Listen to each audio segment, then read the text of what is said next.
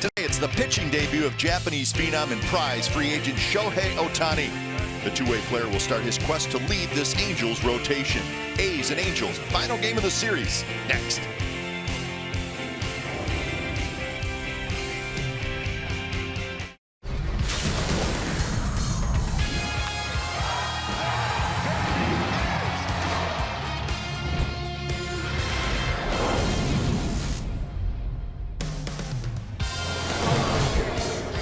Sunday from the Coliseum, and it should be a very fun day of baseball. The A's going for the series split.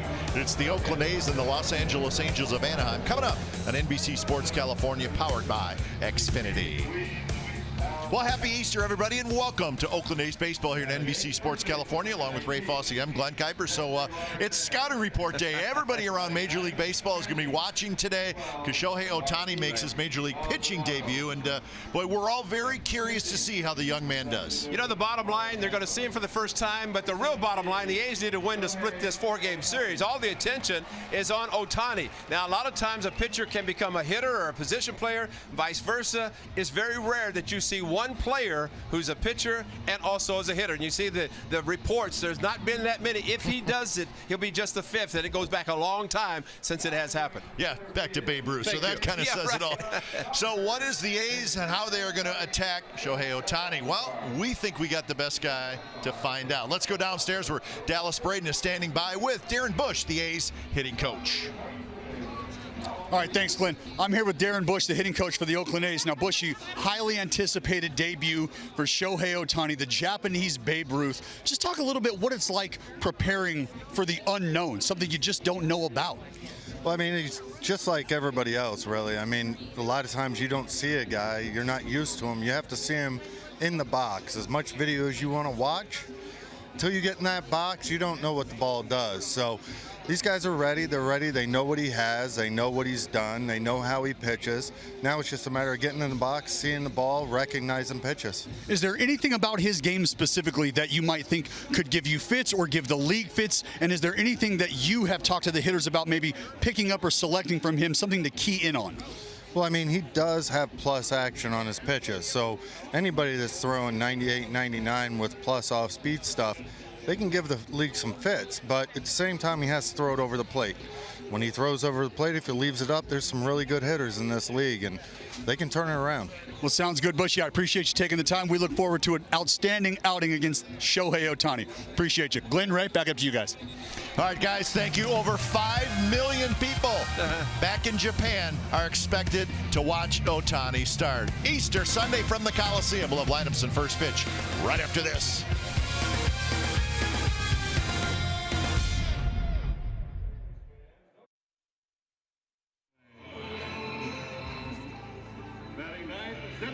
Five, four, three, two, one. Hello, hello, hello. Happy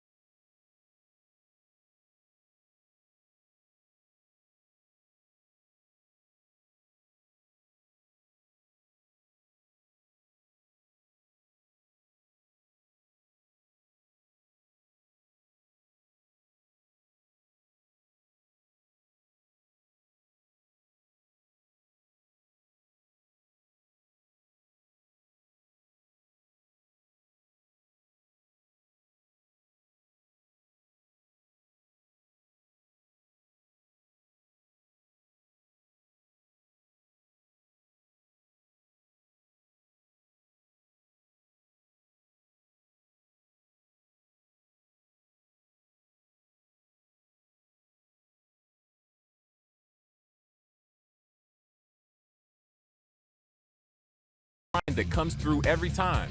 See your local Toyota dealer today. Toyota, let's go places. By Southwest, yes to low fares with nothing to hide. That's transparency. By Jack in the Box, come try the new food truck series featuring 3 new food truck inspired sandwiches, only at Jack in the Box. And by the Chrysler Pacifica Hybrid, America's first hybrid minivan. Test drive one today.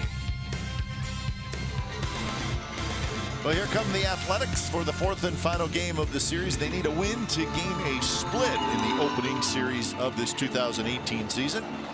Game time weather for today is presented by Santa Cruz Beach Boardwalk. The admission-free boardwalk is open for spring break. 66 degrees, a little breezy as you see the flags out in right field.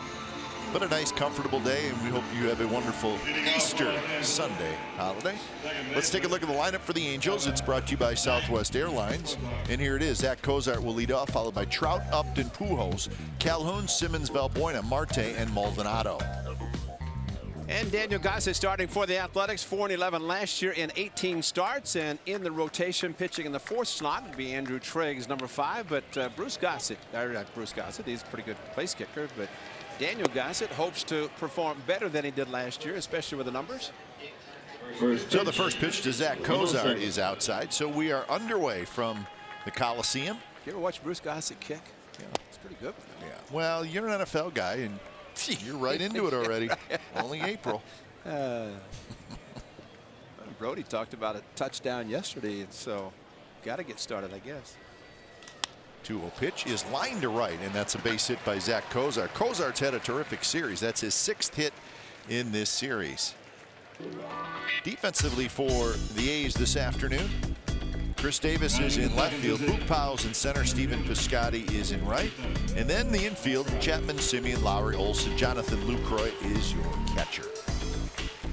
So Lucroy did not play yesterday. He's back out there today.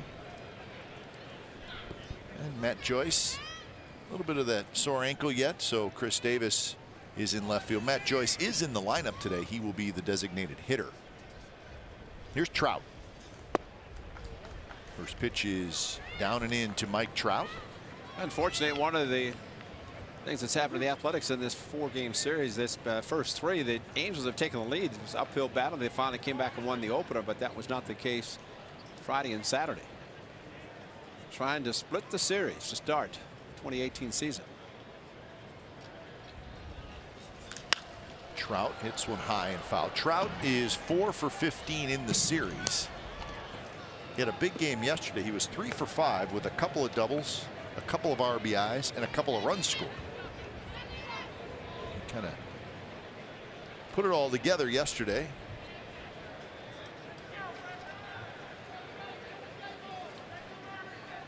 One and one the count with Justin Upton waiting in the on-deck circle. A little bit high. Well, it happened. He didn't do anything on Thursday afternoon against Sean Manaea. A home run, 1 hit. But then all of a sudden yesterday he went from a batting average of 100 to today of 267 in just one day. Of course, that's early in the season, not a lot of at-bats, but still, nobody is concerned about Mike Trout, and they were not concerned after the 0 for 6 on Thursday. Bounces this one to Simeon. Flips to Lowry for 1, and that's a double play.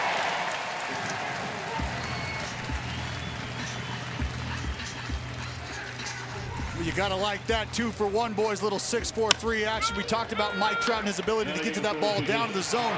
Well, Gossett meets him halfway there with good sink, good arm side run as we talked about yesterday, and a great job by the boys to roll it up early.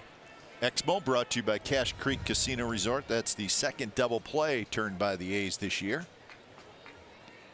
And Daniel Gossett, who gave up a few too many home runs last year, good to see him get the ball on the ground, even though Cozart's was a dump single to right field. He got the double play ground ball. And I think from Daniel Gossett too, Cap, after last year, 18 starts. He started down Miami, was very hot and humid, but just not a great season for him. So he turns the page after the new year, and he's got something to prove that he belongs here. The old saying goes, you don't have to be that good at the minor leagues. If you can throw well, you're going to get the big leagues. They don't care about how many innings you throw, how many games you you play, or from a hitter standpoint, ABs. If you're good, you get here, and if you can handle it, you're going to stay here. Rolled to the right side, knocked down by Olsen. Has time, throws. Gossett keeps his foot on the bag, and the side is retired. So the double play helps Daniel Gossett, and we'll check out the A's lineup when we come back.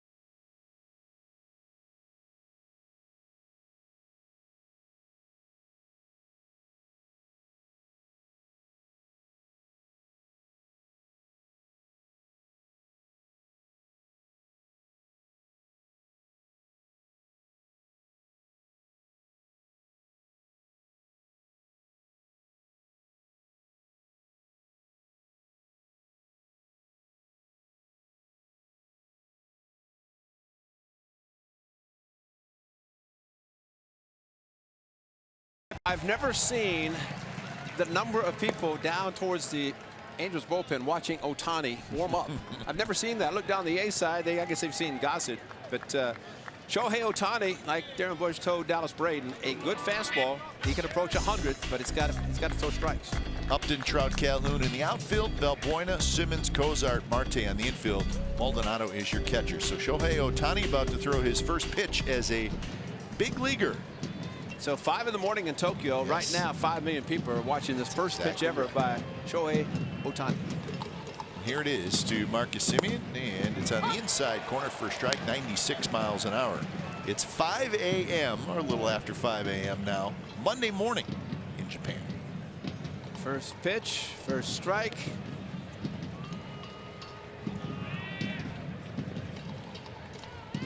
All right, well, we got that taken care of. We'll authenticate it. Raymond said I can do it. No, we want a real authenticator. 0-1 pitch to Semien. Swing and a miss. There were 240 media credentials issued today to just Japanese media. Well, they're all stuck down in the runway. I don't know if any of the players for the Angels decide to go upstairs. I don't know how they can get by. Oh, yeah, both sides. You're right, photographers. Only Michael Z, though, can get on the field. 0-2 pitch. Like a breaking ball. Stayed a little bit high. 1-2 the count. Basically a 3-pitch pitcher, fastball, slider, and a splitter. Not surprised.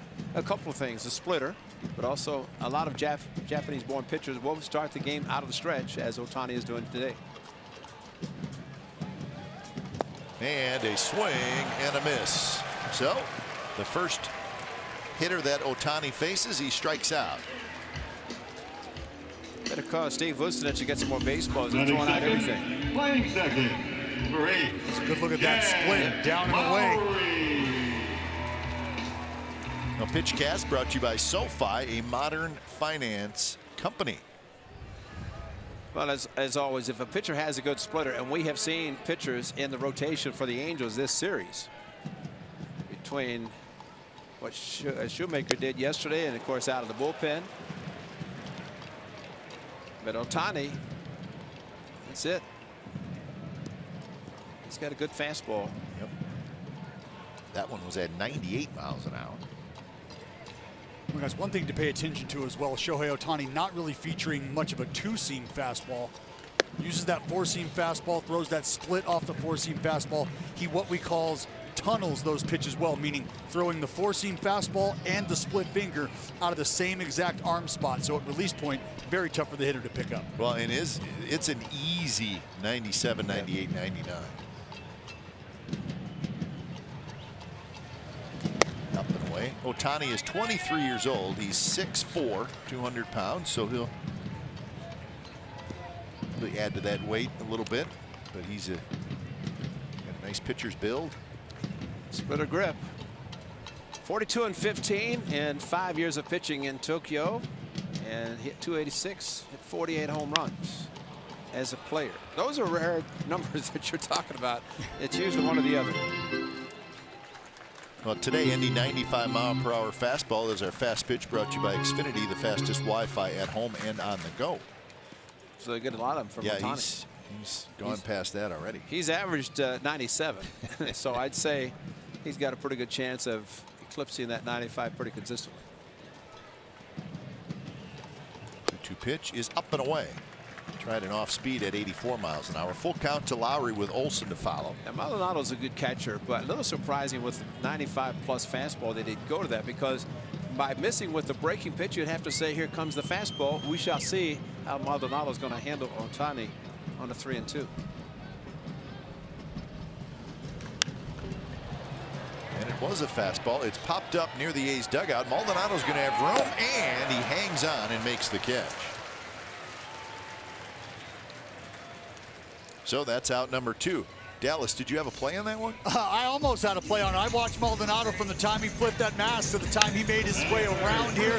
Got a lot of obstacles over here. Got the on-deck circle, a lot of bats and stuff to be wary of.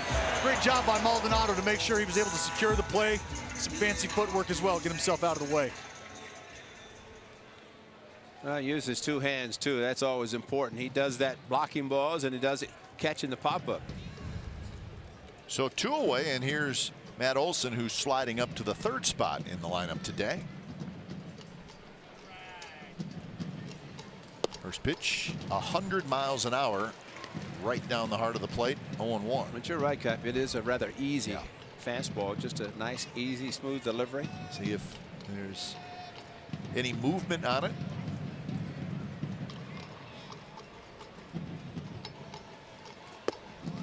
That one catches the top of the strike zone, 89 miles an hour, and it's quickly 0-2.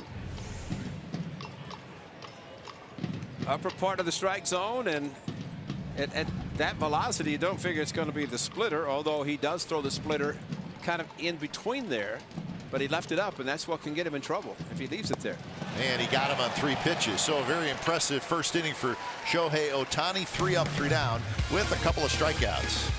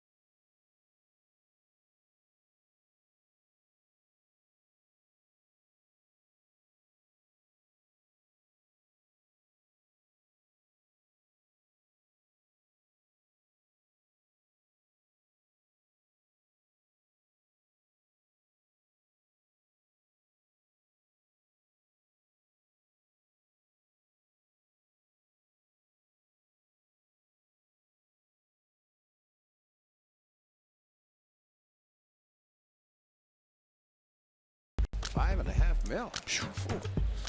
Wow. Win 10 games, you can make that. I'm telling you. Yeah. That's a good call. ERA of 4. Let's get some quality starts in there. 4.5. Yeah. Here's Albert Pujols, followed by Calhoun and Simmons. Good breaking ball from Gossett. He does have a good breaking ball. 4-pitch pitcher for Daniel Gossett, but you're right. He's got the abbreviated windup. Maybe we'll talk to Dallas Braden about the guys who use this type of windup, how much they can get behind the pitches when they have the windup like that. 1 away. Yeah, you talk about a fastball, slider, curveball, change, a good mix of all four. That curveball, slider, those are his money makers. Those are going to be the out pitches for him. But to your point, the abbreviated windup, we see a lot of guys employed. Another lefty out in Boston, David Price. Yeah. We've seen a lot of guys do it. And what it does is it minimizes the moving parts. It allows you to stay within yourself. It allows you to stay balanced and allows you to create leverage. There's not so many moving parts, not a lot of checklists and checkpoints you have to be responsible for. Well, there's a good look at it. It is pretty simple. And really, that's the reason for guys pitching out of the stretch, because to Dallas's point, you even make it more so that way. There's a shift for Cole Calhoun as they shift him to the right side.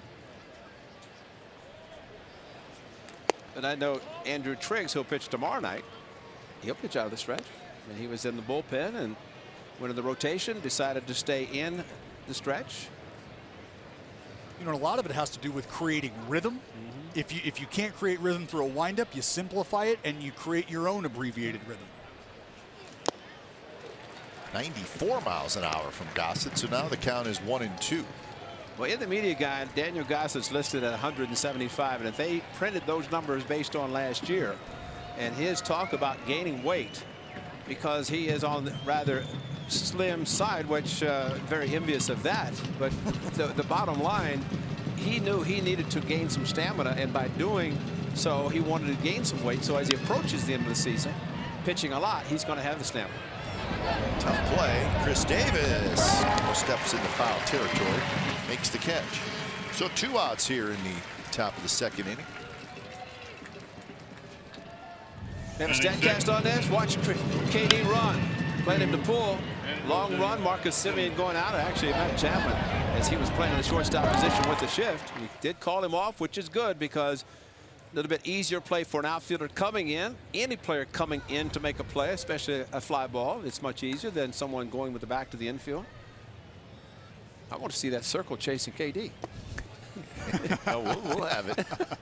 I mean, you know, at least have him in the circle or in front chasing it, you know? It's a new treat that we have this year. We try to add something every year for our viewers. I tell you what, Delaire, he's bringing out all the stops.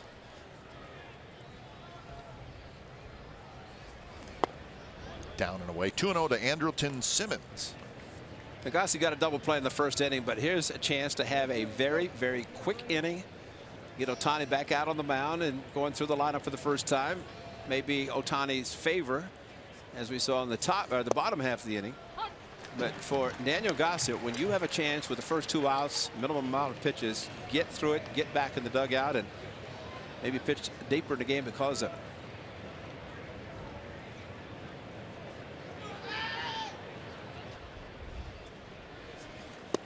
Good breaking ball, and now it's 2-2 to Simmons. And that's where a good catcher, in that case Jonathan Lucroy, going to slider and making this call, this pitch, when a fastball count and you see the swing. Simmons definitely looking for the fastball. He gets the breaking pitch off speed and way out in front. Of course, a very good high ball hitter. Shallow center. Tough play. Lowry out, Powell in, and it drops. Simmons is going to try for second, and now he's going to hustle back to first. He saw that first base. There was not a defensive player near first base, so he really went about halfway to second, knowing that he had time to get back. Somebody's got to call for it, though. That's an out. Somebody's got to get to it, and you got center fielder coming in. This, to me, is an opportunity, as I said before with KD. Call him off. You got to keep going. And if the guy's going out, the infielder's going to go as far as he can, as long as he can, until he hears an outfielder, and he must have heard him or thought he heard something. But nobody's at first base. This is why Simmons was set at the second base, because he knew everybody was congregating at the second base bag.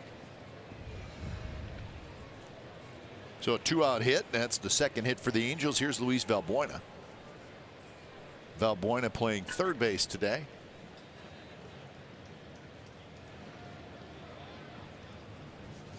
First pitch is a little bit low.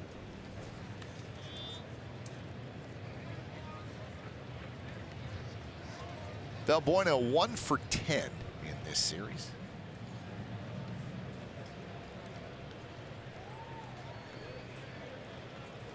Simeon shaded behind second base. Chapman slid over to his left. Valbuena is very much a pull hitter. Here you go, Ray. There's a fly ball to center field. Here comes a whole bunch. Look at all those circles chasing. The colors red, white, and blue, yellow, orange. It's Easter. Yes. Yeah. See, we didn't have that last year. No, we didn't. I don't know how they do it. They do it so quickly. You keep talking about Elvis. Is Elvis in the house?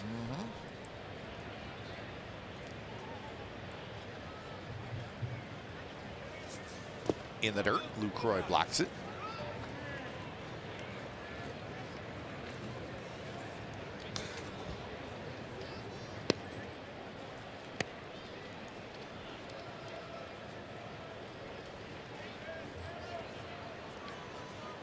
Outfield plays Valbuena very much straight away. And shallow. Yeah, big Powell shallow. You look where Powell plays, then you look where Trout plays, and there's quite a bit of difference. That would hit well to left field. Davis going back, still going back near the wall, and Davis cannot grab it. Picks it up with 2 outs. Simmons was running on the crack of the bat. He's going to come all the way around and score. And the Angels have a 1-0 lead.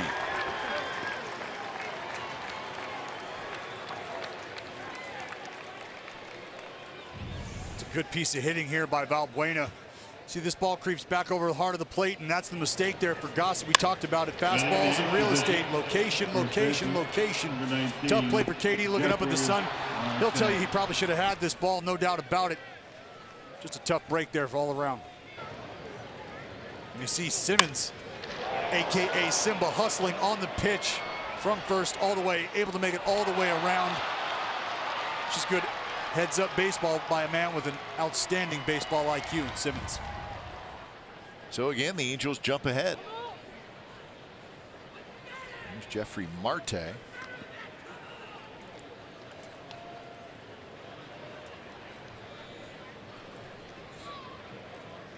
Well, that is, as you mentioned, Ray, every game in this series they've taken the lead, and now they're going to score another run as Marte goes after the first pitch. RBI single, maybe an RBI double, and it is. So hard hit ball by Jeffrey Marte drives in Valbuena, and it's 2-0. All this coming with 2 outs.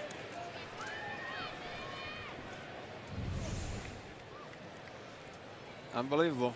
And, you know, you go back, unfortunately, with the 2 outs, should be back in the dugout. A play that's not made, and now the Angels have capitalized on it. And so 2 things really have happened. The A's didn't make the play. The Angels took advantage of that with 2 outs, and they've scored 2 right now with another opportunity at second base. And those are little things. I mean, you don't want to harp on the bottom line. You make the play, you're in the dugout. And again, how often do we say this, Ray? Yeah. Neither of those plays are errors. That's right. There's nothing in that column except for 0 right now. And you know, hey, listen, it's a ball that falls, but probably more often than not, it's going to be caught. Ball bounces off Chris Davis's glove. We saw this yesterday. It was not a good day defensively yesterday for the Athletics, and it cost them. Broken bat. The ball is grounded towards second. The bat goes towards short. Side retired. 2 runs on 3 hits. So a 2-out rally for the Angels. They lead it 2-0.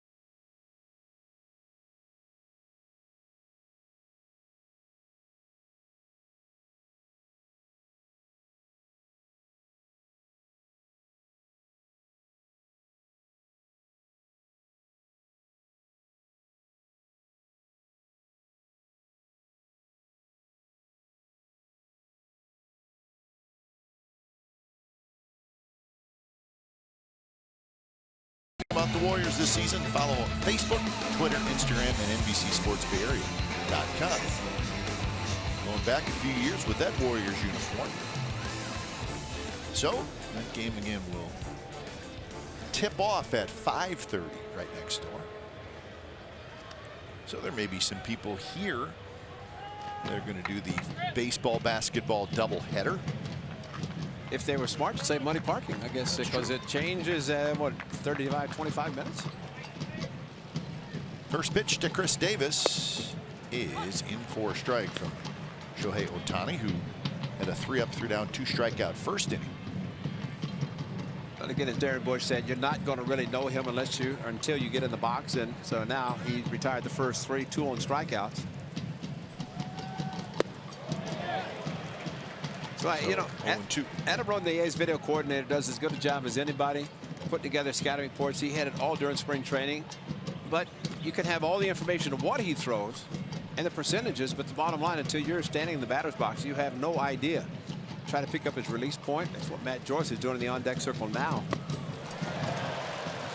So Davis strikes out. That's 3 strikeouts so far for Ohtani. And it's time now to bring in NHK, which is the national broadcast in Japan. Let's listen in. Batting in the 5th position, designated hitter, 23, Matt Joyce. 抜けたスライダーだったんですが、バッターが同じ球種を何度も見たので打ってやろうと思って振りに行ったスイングですね。デイビスはこの3連戦を見てもスライダーをよく手を出してくる傾向がありましたが、3球続けてのスライダー。5番の指名打者ジョイス、今日初めて初球ボールになりました。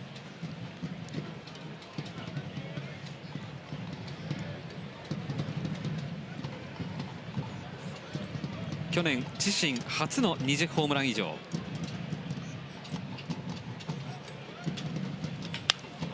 初ヒットを許しました、左バッタージョイス。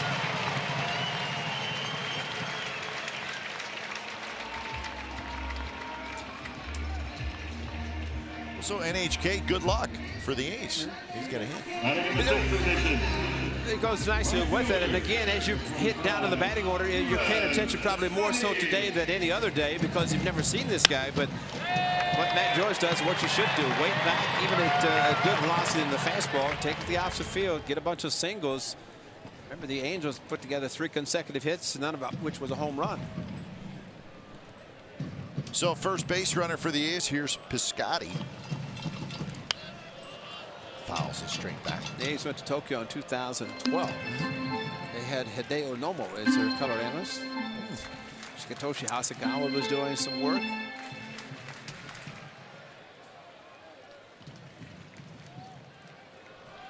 The jerseys are out. These are the gentlemen we were just listening to. Hideo Nomo was good for a while. Yes, he was. A torpedo. I mean, to pitch a no-hitter in Coors Field, it's pretty impressive. And it's a quick 0-2. Ohtani received a bonus of $2.3 million. The Angels had to pay the posting fee, which was $20 million. So not one of those absolute giant contracts. And to that point, Kipe, I think that speaks volumes for this young man's character.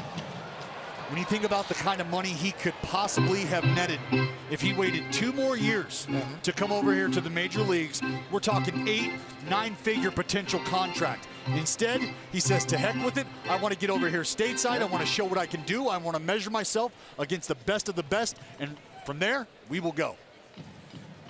Yeah, he could have waited a couple more years and then he would have been eligible to get one of those huge contracts here in the States, but he did want to get over here. I agree. I think teams probably liked that when they heard that. Sure. It shows that he really does want to get over here. So he's basically getting paid the same as any other rookie. He's a rookie. He's a minimum. Yeah. He actually wasn't even on the roster during spring training. They had to find room for him. Yeah. And, you know, he really, if you look at what he did in spring, he shouldn't have made it to the club. But, you know, he's different because Mike Social knows he can pitch. He's a hit based on his 5 years in Japan. And there's a line drive right field, the base hit. Calhoun plays it on a hop. But you know, the one thing I heard that he came over, he liked the clubhouse food. Oh, I bet he did. Post games, you know, Mikey Fallon's got some good stuff downstairs, so couldn't wait to go. Well, they're going to get to that fastball, boys, and I think we're going to start to see this from the Oakland lineup. That heater we talked about, a little flat, not a ton of life on it. Velocity, absolutely, but here at the big league level, Uli fastball is over the heart of the plate. These guys know exactly what to do with them, as you saw there. Piscotty shooting it to right. And one of the best things, Dallas, about those two hits, both going to the opposite field, which means they're letting the ball travel. They're seeing the fastball, take the singles. You can put a whole lot of singles together a lot easier than a 3-run home run or even any kind of a home run. Just go with where the pitch is. No doubt. You know, also, let's not forget, if there's a trip to the mound, I would think the interpreter would go with him, which he is allowed under the new rules. Because I don't know that Maldonado or anybody in the infield is going to understand much Japanese. Maybe they do. I can actually confirm that Maldonado speaks no Japanese.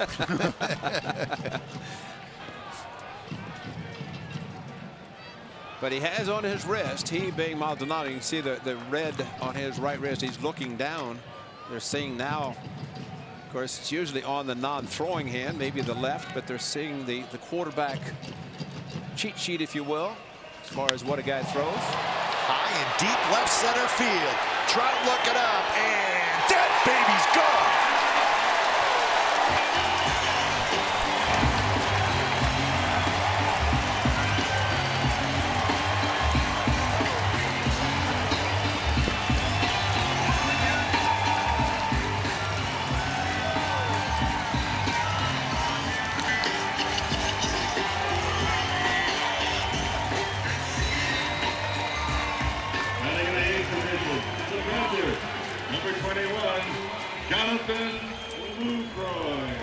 It was just a matter of time before Matt Chapman, in his strength, that's a front foot swing, and yet he lofted it and it just kept going. We talk about Chris Davis, his power. Matt Chapman has the same type of power, and that's the first of what should be 25 to 40 before this season is over. And it was a breaking pitch. So a 3-run homer to give the A's a 3-2 lead here in the second inning. 3-run home run. Chris Davis on Thursday put the A's to within 1. Olsen backed it up with a back-to-back home runs. But Matt Chapman, his defense will keep him in the lineup, and his offense is going to really solidify it. 1-1 the count. Yeah, that swing, if you watch, he was kind of out, and then the ball just kept carrying. It's unbelievable power. It's a day game, but it's kind of a Coolidge day game. Strike outside corner, so it's 1-2 to Jonathan Lucroy. Lucroy 2 for 8 on the season. He's 1 for 4 in each of the 2 games on Thursday and Friday. Bruce Maxwell played yesterday. In the dirt. Again, very good block by Maldonado. He's very good with pitches to Meredith with a split finger fastball thrown by Ohtani. He'll get his work in. So Rivera yesterday giving Maldonado the afternoon off, and they both do a very good job of blocking, and emphasize the word blocking versus catching a ball if you're a catcher with the ball in the dirt.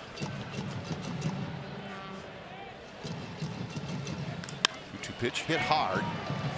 Cozart, ranging far to his left, makes a nice play, and that's the second out. Well, Matt Chapman, again, just a tremendous power hitter, using the whole field, but breaking ball, and it right in his wheelhouse, and that's all the power. See the ball spinning, it stayed up, and Matt Chapman, just the upper body strength, he waits so well, and you think his fastball that he hit down the right field line yesterday for a double, but that a home run on a breaking pitch, it just stayed on the outer part of the plate, and with his tremendous power, able to reach out and put it into the seats. Second 3-run home run into the Athletics season. 2 very big ones. First pitch to Powell is in for a strike. Boog Powell, the 9th place hitter. And there's that curveball, guys. He's not going to use it a lot, but he uses it for that purpose right there. Maybe get ahead early, try to steal a strike. That one he threw a little bit harder, so 84 miles an hour and then 88 miles an hour.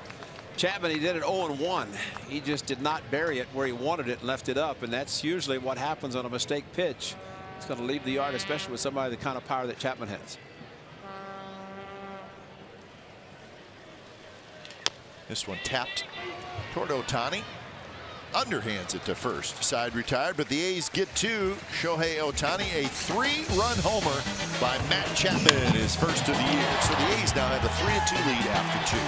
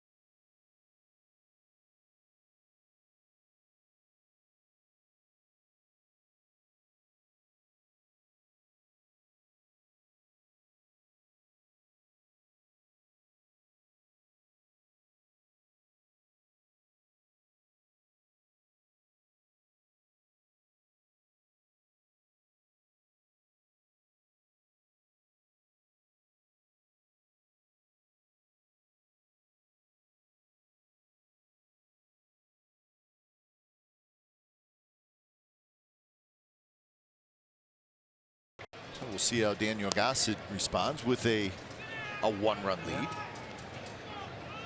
Get that kind of an offensive outburst, 3 consecutive hits, resulting in 3-run home run. You better take advantage of it. Take a look there, the shutdown inning or the momentum inning. Big part of getting your boys back into bang, getting that opposing pitcher back out on the mound. Want to do everything you can to get ahead early. Quality pitches in the zone, force the contact. And my guess is you probably don't want to walk No. the first guy that you face after getting the lead. No. 1 run or less in 11 of his 18 starts. So did not get a huge amount of help last year. But one time through the batting order for both pitchers, Gossett was 9 batters, 3 first pitch strikes, and for Ohtani 9 batters, 8 first pitch strikes. But that's seeing a pitcher for the first time. See what happens second time through for the Athletics. Cozart's got another hit. So Zach Cozart is 2 for 2 in this game today. He is 7 for 17 in the series. 2-0 fastball is first at bat to right field. 3-1 fastball. This at bat, he pulls it to left field. He's working the count, getting the count in his favor, and that usually results in a hitter coming through successfully. Cozart, I think he likes California. He's getting awfully comfy. Yeah, Cincinnati this time of the year may not be as nice. So leadoff man on, and here comes the power. Trout, Upton, and Pujols. Trout hit into a 6-4-3 double play.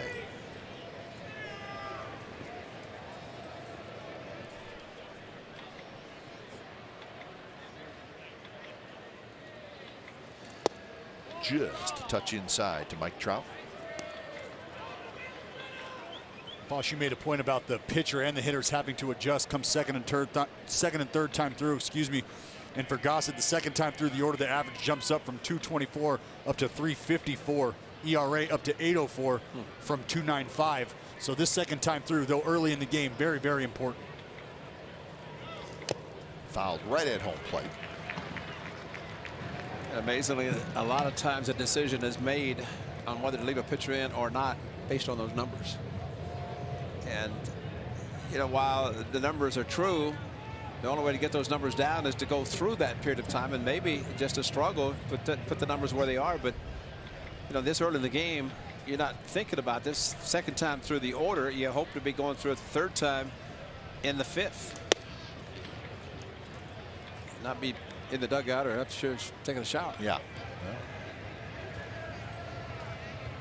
That has become an important thing now. Right. What does the starting pitcher do the third time through that lineup? If his history is that it's not good, then he may not get a chance to go the third time through.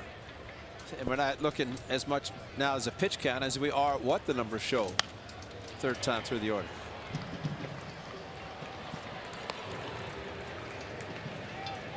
And you can take a look here. You see the numbers. They continue to creep as you start to flip that lineup over. And Foss, to your point, which obviously I would love as a pitcher, give me the opportunity to prove you wrong. Right. Give me the opportunity to grow. You're going to lean on me. I'm going to need to learn how to do this. It's a learned behavior, getting deep into ball games, flipping that lineup card. Especially this time of the year. I mean, granted, we saw in the World Series last year.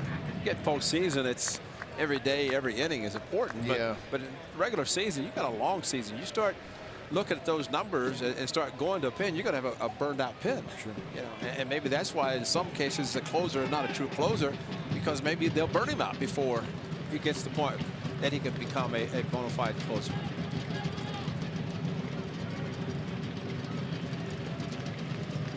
Two pitch toward Powell. Powell went back. Now he hustles in and he makes the catch.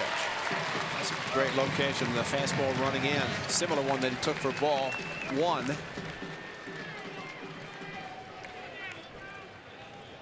Again, a four-seam fastball, sometimes it's your best pitch, especially if it's thrown properly. The good location, Lucroy inside. He got the pitch in. Hands brought in by Mike Trout, but not far enough, as this ball a little bit on the trademark. And that's why Powell went back as he did quickly, because of the swing by Mike Trout, figuring it's going to travel a little bit farther than it did. Upton bounced out to first in his first at bat. Nice play by Lucroy. See, those are the type of pitches as a catcher. You call the pitch, this being the slider, you anticipate that if it's thrown properly, it's going to be out and then third. Watch the movement by Lucroy. Great technique as he moves to his right, gets his glove down. Actually, the ball comes up into his glove, but you know, you're making the call yourself as a catcher, so you should anticipate. If it's not in the dirt, then it's good. Again outside, so now it's 2-0. Be careful here.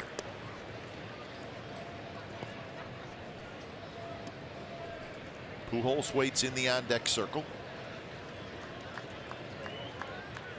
Upton 3 for 15 in the series.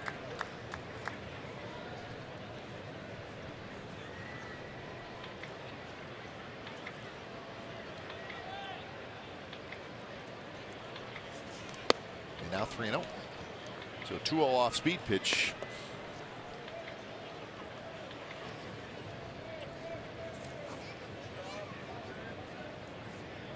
Upton's resume says he gets the green light. That's right.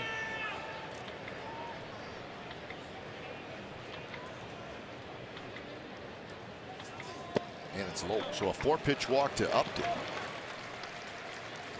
And Albert Pujols will get an RBI opportunity. He had a couple run scoring hits yesterday. Albert Pujols. Well, you're always thinking about a ground ball and a double play with Albert, but you also have to be concerned about his ability to drive in runs. His resume shows he's done that a few times. Just a few. Yeah. 3 RBIs so far on the season. 1,921 RBIs in his career. Remember, great hitters are great because they drive in runs. They drive them in at the time when you're hoping that they come through, and it's a whole different setup now for Albert Pujols as he was in the first inning when he had nobody on base after the double play by Trout. Actually, in the second inning, but he let off. Pujols, 9th on the all-time RBI list. Moving in on Jimmy Fox.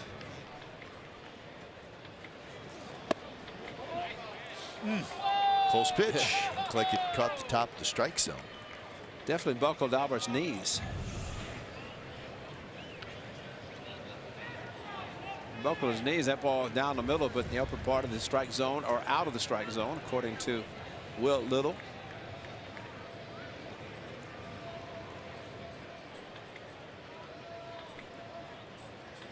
Cozart, Upton both run pretty well. Swing and a miss.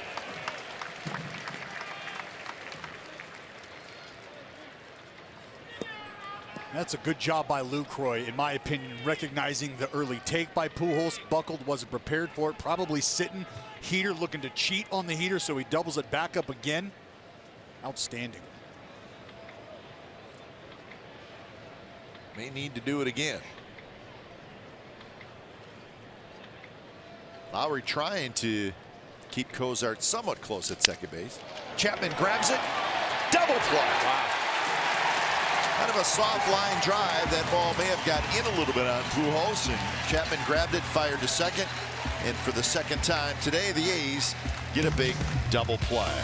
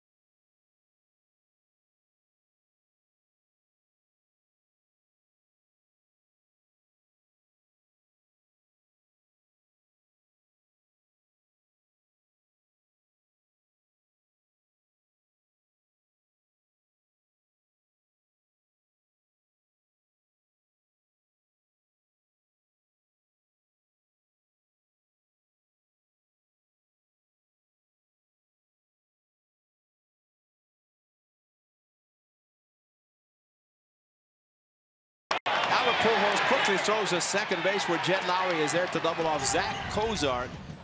For Matt Chapman, he had two options. Looked to second, looked to first, but he decided to go to second, and he ended up getting the double play. And Matt Chapman did not, I mean, his arm is so strong and accurate. Cozart a little bit extra. Wrong move there, because once his momentum went towards third base, could not recover quickly enough to get back to second.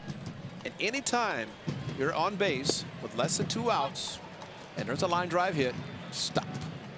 You have to stop. If it goes through, you may not score, but you also might get doubled off, which he did. 1-1 the count to Marcus Semien, who opened up the bottom of the first with a swinging strikeout.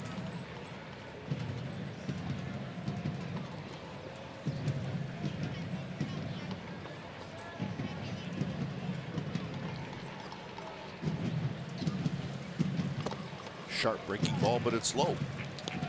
So 3-1 the count. Lowry to follow, and then Olsen here in the bottom of the third. If you're just joining us, Shohei Ohtani had a good first inning, a couple of strikeouts, 3 up, 3 down, but ran into trouble in the second. Matt Chapman, a 3-run homer. That capped it, but well, 2 opposite field hits by 2 players, Matt Joyce and then Stephen Piscotty, on fastballs before the hanging breaking ball results in a 3-run home run.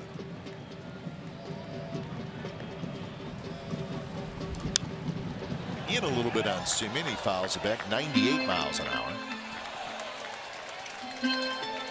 So full count.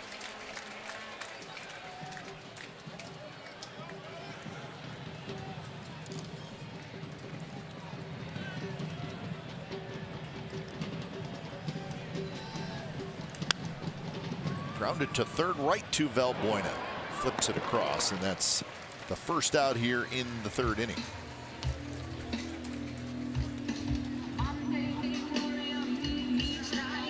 Astros and the Rangers at it again. Astros with a 2-1 lead over the Rangers in Arlington in the 6th inning. Garrett Cole started that game for Houston.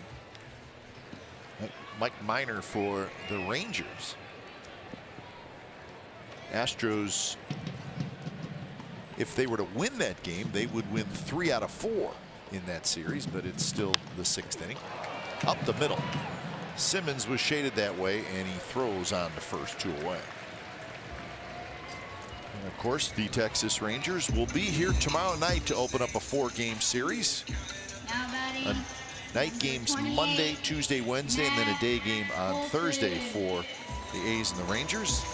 And tomorrow night, Andrew Triggs and Bartolo Colon. So, look forward to seeing the Rangers for the first time this year. And the more the Astros win, especially early in the season, the more confident they could get coming off a World Championship season last year. Ran away with the Western Division. It'll be Hamels and Graveman on Tuesday, Pfister, Minaya on Wednesday, Perez, Migden on Thursday. We will have all of those games for you here at NBC Sports California. Rangers trying to bounce back from a 78-84 record last year. They, in 2016, won 95 games, but last year down to 78. It's a 17-game swing. 1-2 to Matt Olson.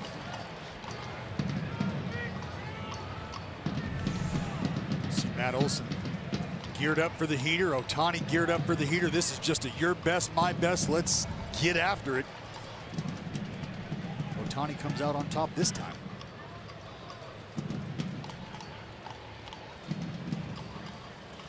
One-two pitch. Olson tries to hold up. He can't do it. So Olson strikes out for the second time. 4 strikeouts for Ohtani, and we're through 3. 3-2 A's.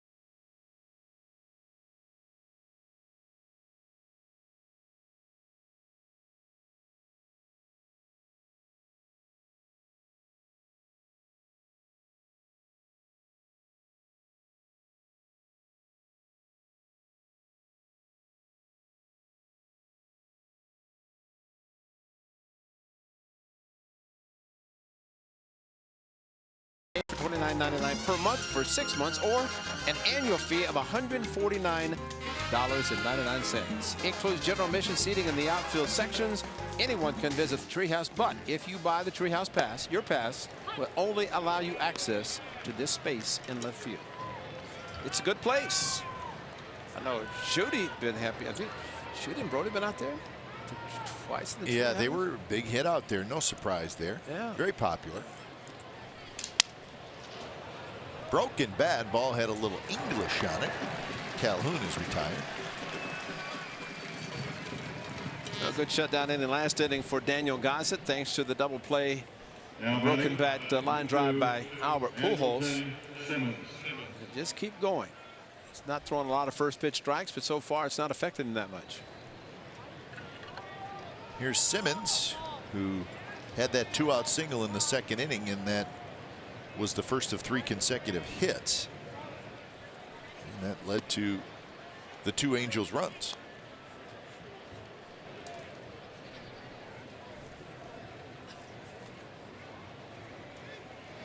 Simmons 5 for 13 in the series.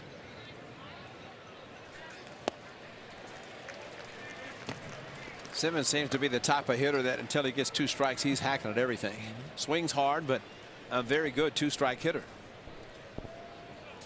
And usually with 2 strikes, if you shorten your swing, make contact, good things can happen. It happened for him in his first at bat. Hits this one toward Powell, who hustles over into left center. So 2 away. And that'll bring up Valbuena. Valbuena hit the double off the glove of Chris Davis in the second to knock home a run. Valbuena. Indians leading the Mariners 1-0 in Seattle. 3rd inning. Rubber game of that series. It's not your normal Sunday in Major League Baseball. I just noticed the out-of-town scoreboard on the National League side. Short. There are 6 teams today that have the day off. And I mean off. And you're like, what the heck is that? Teams always play on Sundays. Well, from what we understand, everybody started the season on Thursday. All right. And some of these opening weekend series, I guess maybe from scheduling standpoint, teams maybe wanted it, but they wanted 3-game series. Well, you got to have an off day. The Mariners had Friday off. That's amazing. And so there are 6 teams that are not playing on Sunday. Well, those 6 teams and their families have an Easter egg hunt, not worried about with a little brunch or lunch for, you know, on Easter Sunday. Bad idea. Oh, I mean, that's, they say, let's do this every year. Maybe it'll be in the new CBA. I like where your head's at, boss. I mean, really, you think about it. I mean, I had a nice brunch this morning with kids, grandkids, my wife, and, you know, then come to the yard and enjoy baseball. I think the players would like to open that CBA a little sooner. not for Easter Sunday, though. Yeah, exactly. But it's a scheduling quirk. So amazing, yeah. 6 teams that have the day off.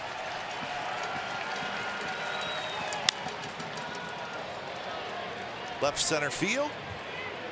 Chris Davis is there, and that is a 3-up, 3-down inning for Daniel Gossett. Bottom of the 4th coming up. Davis to lead it off. 3-2 A's.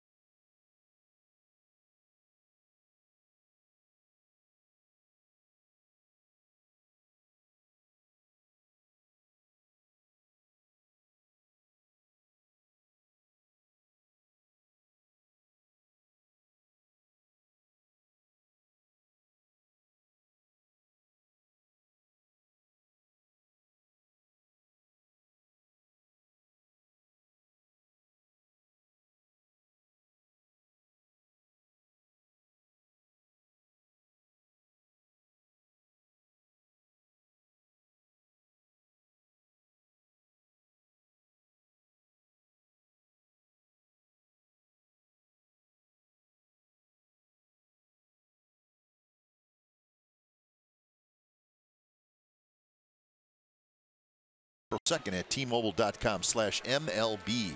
April 1st today, April Fools. So no jokes? Anything you tell me, Ray, I have to stop and think and see what you're up to. I would never do that. I don't think you would either. How about this? Am I joking or am I being serious? April Fools. Dallas Braden has an umbrella today. April Fools? No, that's true. I looked at that also, and I said the same thing. I said, what is going on? No, he doesn't deserve it. How we doing, boys? No, we talked about sunscreen just on your nose up.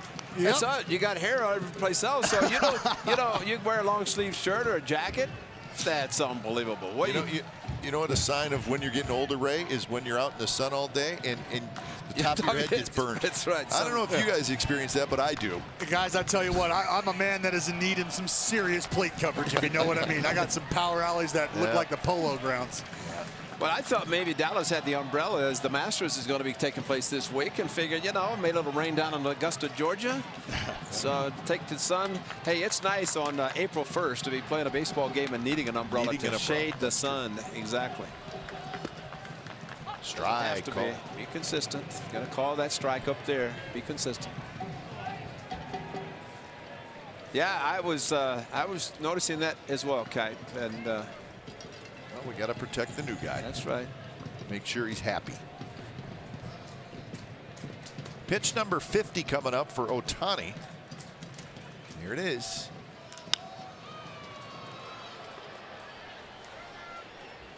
Foul ball action. Well, there's the spin, backed up. Not exactly where he wanted it, although it worked out as KD did not hit it out like Chapman did. Instead, he fouled it to the right side.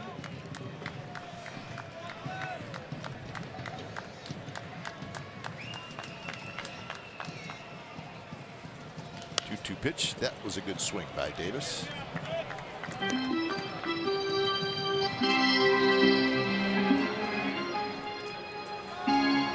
Into the second level, just down to our right, about maybe 5 or 6 sections. That gentleman made the play.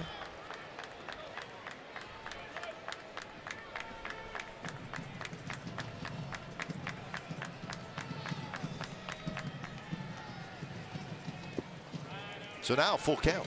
On deck is Joyce and then Piscotty here in the bottom of the 4th inning. And a lot of times too, Cap, in these situations you're seeing a pitcher for the first time and talk about guys paying attention to the on deck circle. Matt Joyce, the on deck circle is maybe 20 feet to his left, but you see hitters would kind of sneak up, see how close they can get to behind home plate so they can see the release point from a pitcher before they go to the plate. That's the job of a catcher, say get back where you're supposed to be. But you go back to dugout, maybe you have some information that you can pass along to somebody else to think about as they get in the on-deck circle and get to the plate. So you're just trying to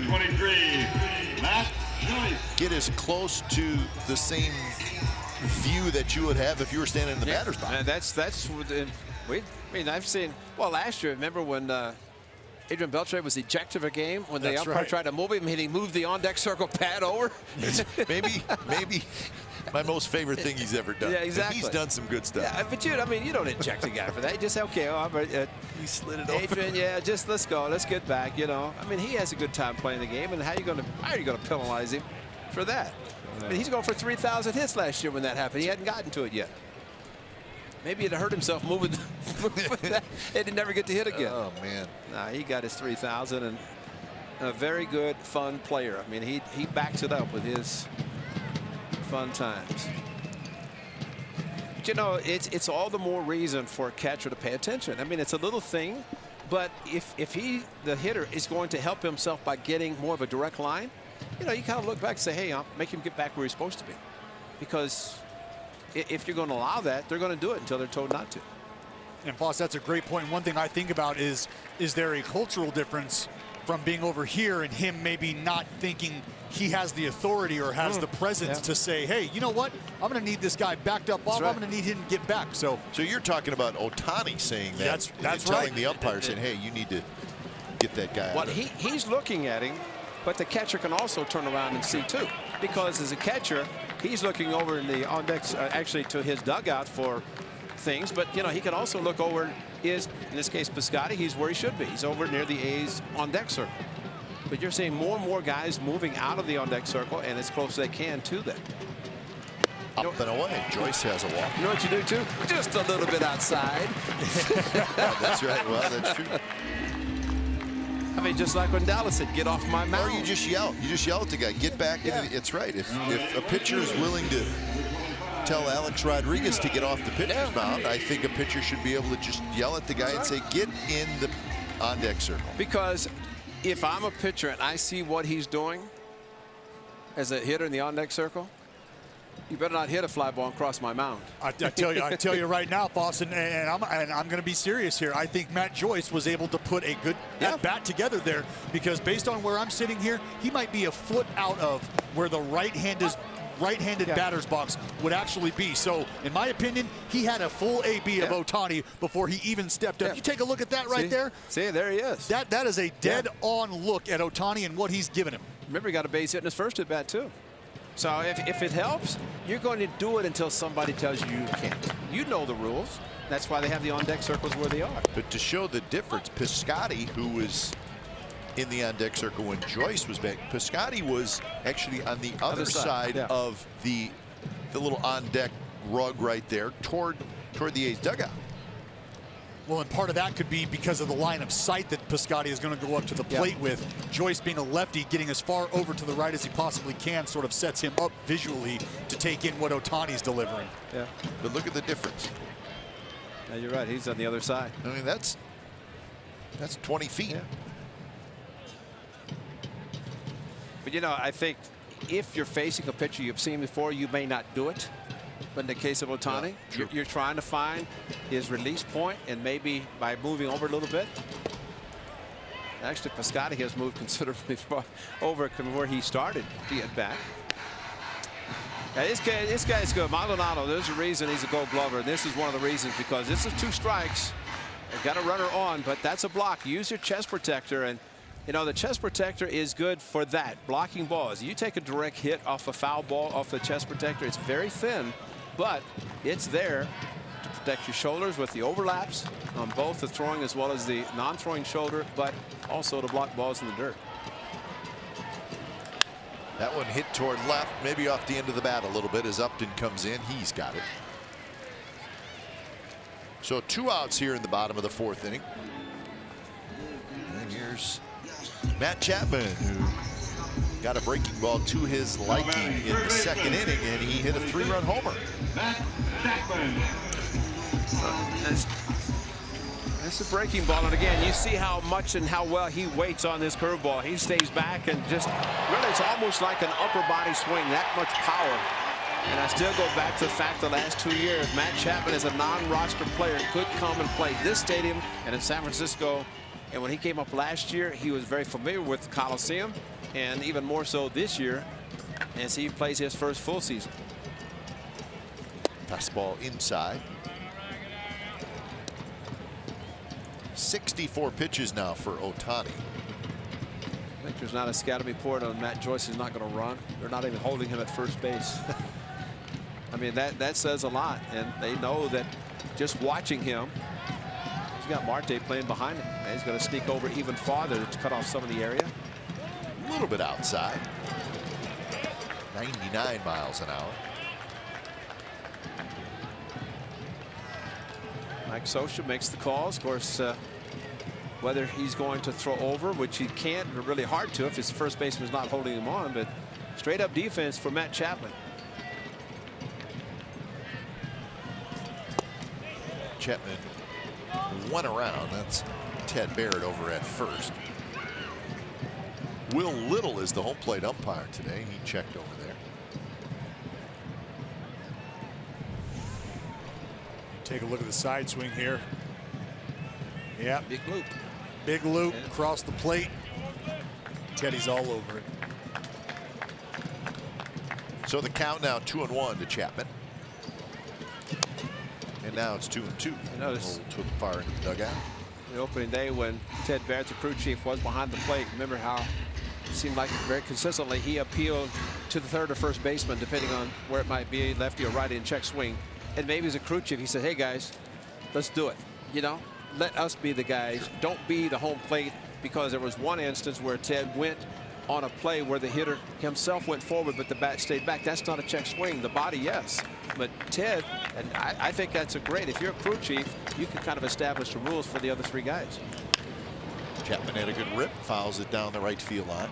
And I think players appreciate that. I think pitchers, I can tell you myself, I appreciate that. Let's get some help. I mean, I like it when the home plate umpire makes up his mind and it works out in my favor, but I'm not opposed to getting help from the other guys. Well, you know, from our standpoint, up here in Dallas where we are and down there where you are, and it's catcher, you see a body go forward. I mean, there's no way, to me, an umpire can watch the ball and see the body and see the bat at the same time. I just don't believe it can be done. Great point. Full count. That will get Matt Joyce moving. See if Marte, he may back off its day off. Because Matt Joyce cannot run fast. I mean, he's going to give an effort. Never give less than a full effort, but bottom line, because he's been hit and stepped on the bag incorrectly at third base, a lot of things have happened to his legs. Joyce goes, and a swing and a miss. He struck him out. 5 strikeouts for Ohtani. He's get a base runner, nothing else in the 4th. We are moving to the 5th from the Coliseum on Easter Sunday. 3-2 A's. Ladies and gentlemen, it's time for the sport.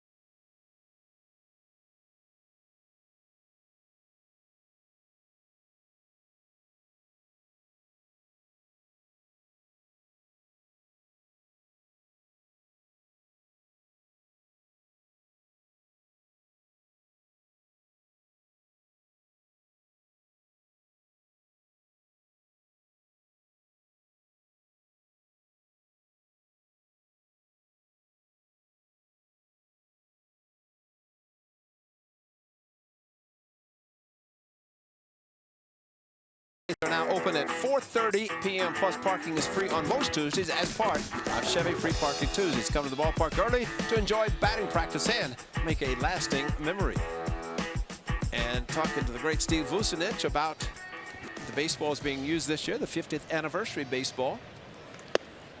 And maybe our good friend Dallas Braden can get one of those pearls down below and show us what the 50th anniversary baseball looks like, because on those days when the A's are taking batting practice, you may be able to get one of those souvenirs. You'll get one if you're here. That's right, boys. I do got one, actually. There you go. Let's show us the 50th. This is what you'd get when you're taking BP. There's the 50th anniversary. That is something that's only going to be this year, and I don't know how many of us are going to be around for the 100th. Let's see. So if you have a chance to get the 50th, take that. Be happy.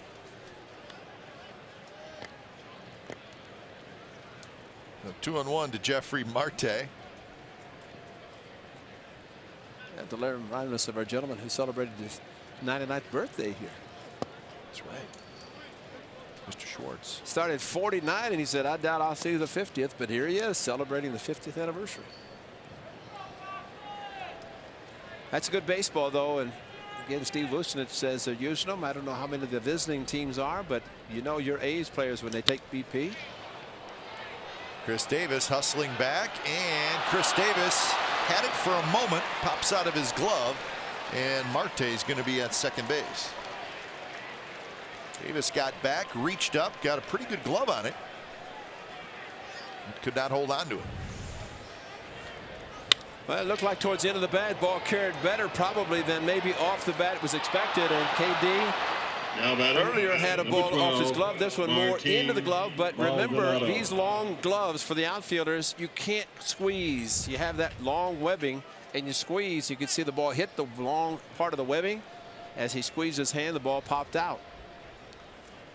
Infielders, much smaller gloves. Outfielders can have that extra 2 or 3 inches, and it helps them in some cases. Others, if it's not in the pocket, it can hurt them. So it goes as a double. And it's tough. And the other shot we had, guys, you can see that reflection off of his sunglasses. He's obviously wearing sunglasses now. It's a bright day, clear sky. But to your point, Foss, I think he might have read it off the bat a little harder than it was. And it continued to carry. And that is the tying run. So Maldonado and then Kozar. Fastball low, 2-0. So we get the A's first mound visit. MV mound visit.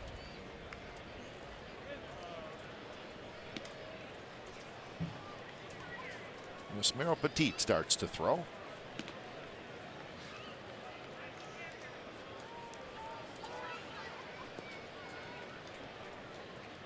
The A's down to 4. Yeah, Scott Emerson went out after the hits in the Yep. second inning. I think I saw him run out quickly to talk to Daniel Gossett, maybe to calm him down or tell him there should have been outs.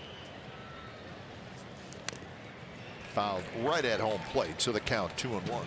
And Cap, is always to your point, the bottom third of the batting order. You look what they've done today. True. 3 doubles. 3 doubles. A couple of ribbies. And, you know, if the bottom part, everybody talks about the setting of the table, the upper part of the batting order, and the middle part of the order, kind of forget about the lower 3. But they can do some damage. And when they do, they turn it over to the top. And Kozar is waiting right now. Missed inside. Now it's 3-1.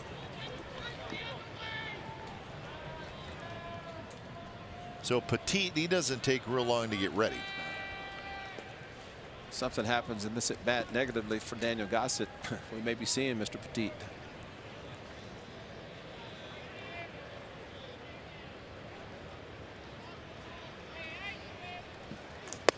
And that one is just a bit high. Right at the top of the strike zone. Call the ball.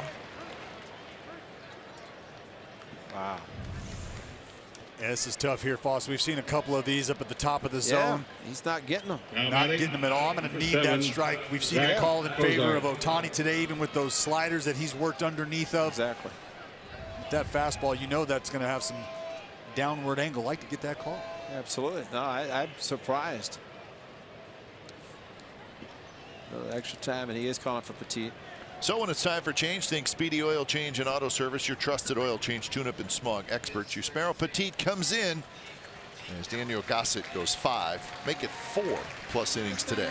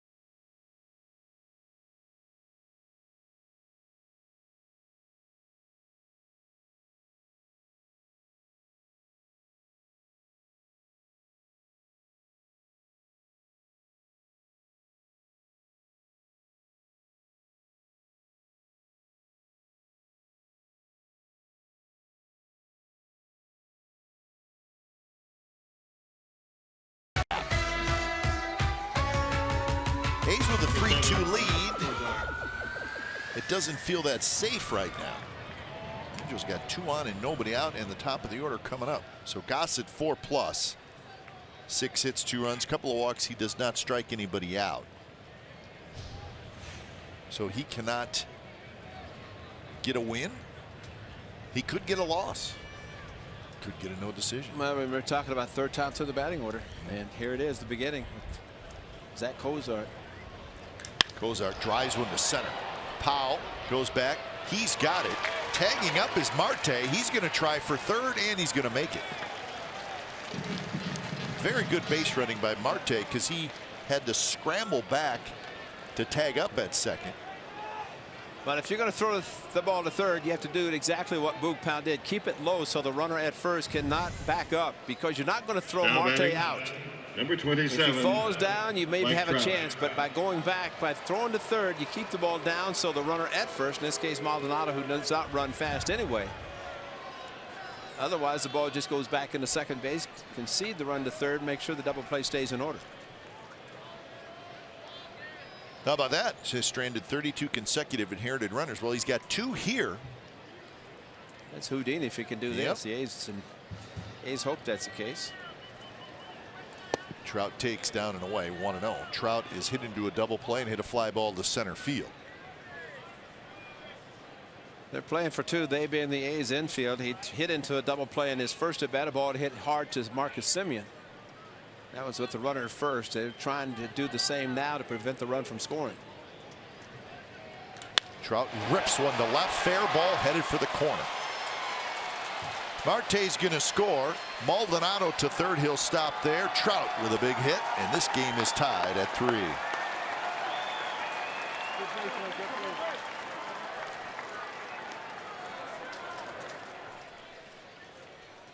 Oh boy, we've talked about Mike Trout and his ability to hit the off-speed pitches. Watch this ball flip up, see the spin on it, and Mike Trout says thank you very much. He is so quick. Really fortunate that it was a double.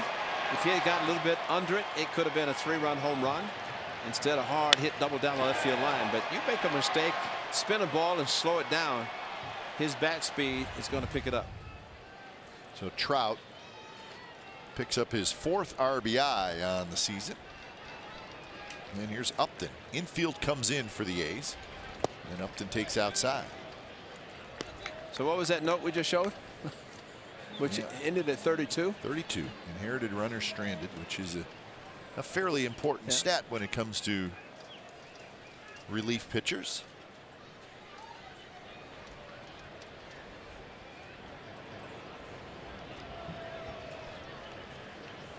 Missed again, 2-0. Petit pitched in game 1 and game 2 of this series. But game 1, just one hitter. He got out of an inning, and then that was it. You know, Albert Pujols is a dangerous hitter, but first base open, couple breaking balls back to back. It might be not disappointed if Upton is put on, then the A's could settle back for a double play, but you are flirting with danger with Albert Pujols. I don't know that you would ever embarrass anybody, especially that man, by saying Pujols, by saying I'm going to intentionally walk a guy. You don't want to upset him, man. You're saying you're going to walk him. The late Dave Henderson, he was always great. He'd start walking every pitch the pitcher made, and by the time number 4 was made, he was in the batter's box saying, "Bring it on, let's go." 3-0 pitch, swing and a miss. So Upton had the green light, and he swung through it. And Petit went soft. That's the thing. You become very unpredictable when you're able to start bringing this thing back over the heart. 85, take a little off, kind of like that dead fish action.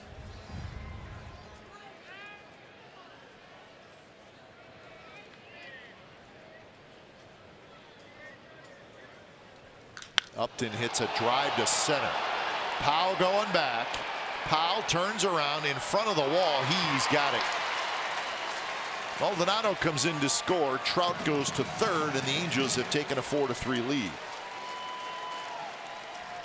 Well, whatever Petit did on the 3-0, he definitely made up for it on the 3-1 as far as velocity, because that sounded a lot better than it went. But that was a 4-seam, looked like right down belt high, a little bit below the belt, but a little bit away to keep it in the park straightaway center. Second RBI of the year for Upton. So a 2 spot for the Angels here in the 5th, and that'll bring up Pujols.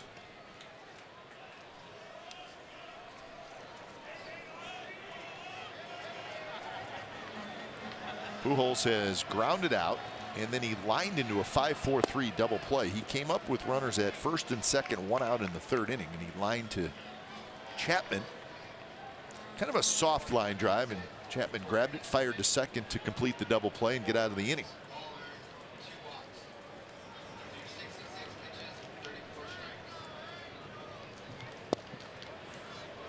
So now 2-0 to Albert Pujols.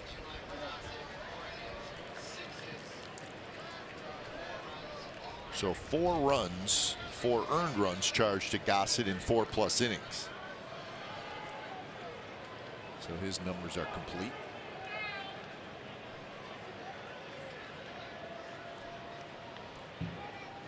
Trout, the runner at 3rd.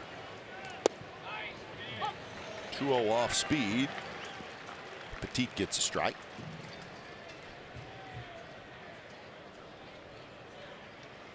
Bob has done a good job of getting to that fastball, so it's a good job by Petit to throw that wrinkle in, get himself back into the count.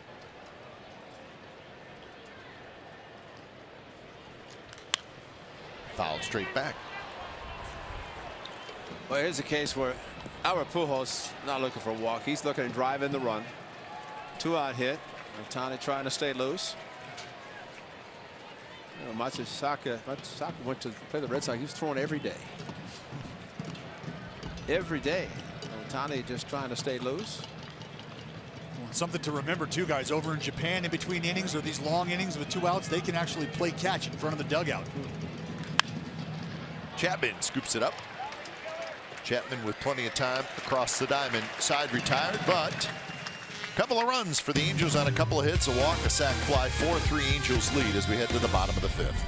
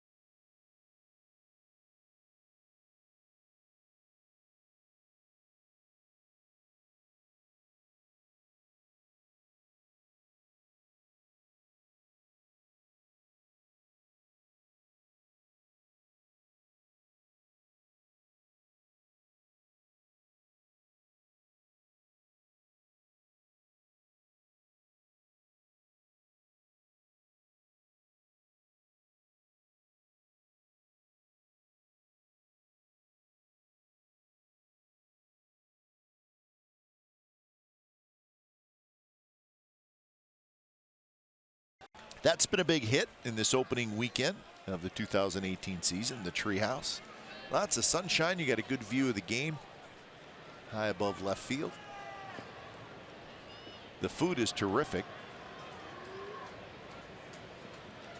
Got lots of big screen TVs in there, so if you go inside for the bar, you can watch the game on TV, get something to eat, take it outside.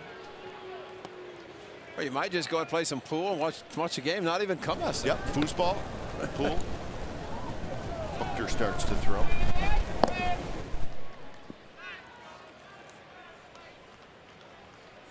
Or just get your picture taken. Jonathan Lucroy hits one very high to left field. You see Upton maybe fighting that sunshine a little bit as he kind of angled his body, and you're like, well, why is he doing that? And it just may be helping him fight the sun a little bit. Kind of put the sun to his back. Or seeing fastball after one, a little chin music, but he did start with his back towards the bullpen. Got a better look at it and see the wraparound sunglasses. We always talk about the devastating sun in Oakland and why it's important to run hard, because maybe a guy can't see it. Flip down sunglasses always have the best UV, but not many wear them anymore. Well, and you know what else we do, Ray, is we do talk about the sun here a lot, because it is probably the toughest sun field, the outfield, maybe in baseball. And the reason is most other parks, just geographically, there's a little bit of a cloud cover, maybe an overcast. You see that a lot on the East Coast and the Midwest. There's not always that bright sunshine, but you know, in LA, in Anaheim, there's a little bit of a haze, so you don't quite get that. But here in the ballpark in San Francisco, the sun is very tough because it's usually a pretty bright blue sky with not a lot of cloud cover. And really a lot like Arizona, because you look at the sky, it's just blue, which, you know, it's nice, but you try to find a baseball in that sky. You know, that's where we always say you catch a fly ball in Arizona, you can catch them anywhere, because it's a high sky, just like my partner said here, nothing, no kind of background to help you with the baseball. But how often are we, you know, on an East Coast trip or in a ballpark in the Midwest or even in Texas where it's just no cloud cover, just sunshine? Not very often. There's usually you know, overcast just a little bit, and that makes it easier. If that cloud is there, it's usually rain there. That's true. Here it could be the marine layer coming in, the fog coming in, but no, it's been beautiful 4 days, and it's supposed to be the same for the next 4 for the Athletics in their continuation of this homestand.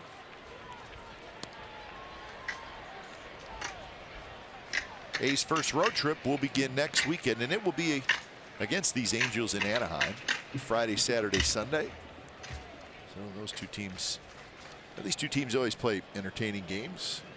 And then the A's will play 2 games at Dodger Stadium. So we will actually stay in Southern California for, well, what will be the weekend, and then Monday, Tuesday, Wednesday. So we'll be in Southern California for quite a while, and then on to Seattle. So that will be the A's first road trip. Angels, Dodgers, Mariners.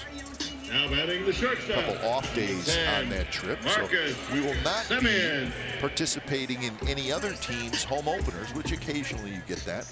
Angels will open at home tomorrow night.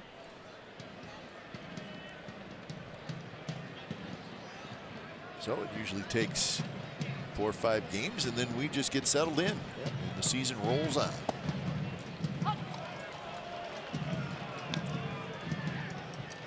Oh, 0-1 to Marcus Semien.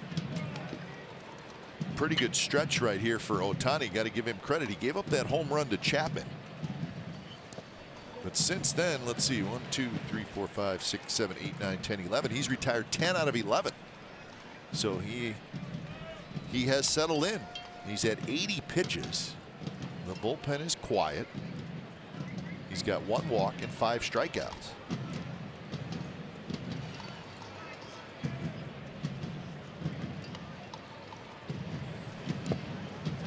So 1-2 now to Marcus Semien, who has struck out and grounded to third. And again, with a couple of strikes, you want to see your catcher do this. Splitter went down, and the block, always important. I mean, if nothing else, 2 strikes, sure, if the ball gets away, the runner can run on a swing, but also get you a chance to work without having to go down to the bullpen and work on blocking balls in the dirt. Not a fun exercise, but something that's very important for a catcher. Pop up over near the Angels dugout. It'll be maybe 8-10 rows back.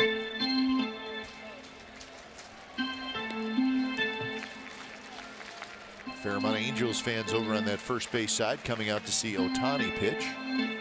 Well, they were all congregating down towards the bullpen. Again, I've never seen so many people in my life to be there to watch someone take his warm-up pitches. 1-2 pitch. Fastball at 98, just a little bit outside. If you know what's been consistent for hold this center field camera has been right there, this right there. That has been here for 4 games. That is some Japanese advertisement. Pretty smart. They were going to televise all 4 games. So whatever that is, it's going back to Tokyo all 4 games. And we've seen it for 4 games. Exactly. Well, that center field camera there, everybody is. And that's a strikeout. It's strikeout number 6. So Shohei Ohtani with a 3-up, 3-down 5th inning. He and the Angels with a 4-3 lead.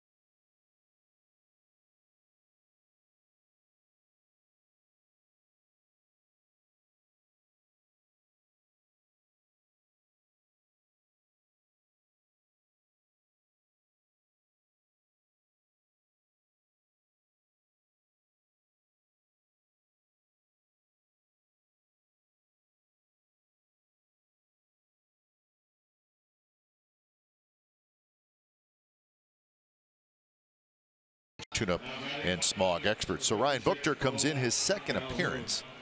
Buchter pitched on opening night.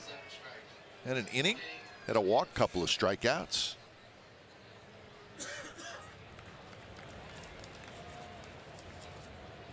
Ryan Buchter. It's a big boy. Yes, he is. Man.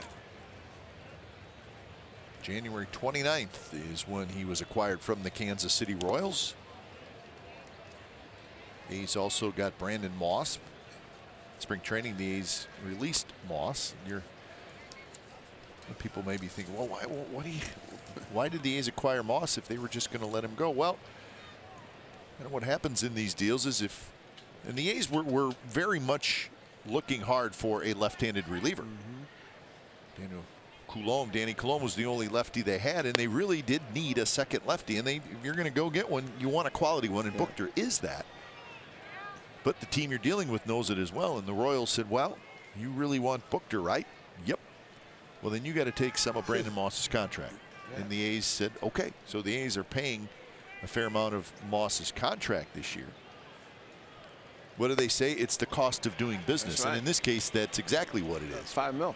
So, exactly, yeah. So you really needed a good lefty, and they're tough to find. And when you have one, it's gold. And if you have a couple of them, it's even better. And Buchter's pretty good. 2-1 the count to Cole Calhoun. And that one is drilled toward left. Davis gets there. Backhand makes the catch. So that's out number 1. And Dallas Braden must have liked the field boxes a couple days ago, because he's back there again today. That's right, guys. I thought I had the best seat in the house down behind home plate. Nay. The field box seats are quickly becoming my favorite, but even more so, they are becoming a fan favorite. Now, I'm with the Nori family from Fremont Union City area. Now talk to me. How did you guys come upon these seats? My boy, Jesse Dosanjh, the owner of Dublin Infinity, hooked me up with these seats. Amazing seats. So first time at a game and loving it. So you didn't even do the homework for this. You just got hooked up. You fell right into some of the best seats in the ballpark. Yes, sir. Yes, sir. That's outstanding. So let me ask you, when you think about coming to the ball game, what's sort of the checklist for you that you think about when you're loading up the family? You're going to find a seat. What are you thinking about?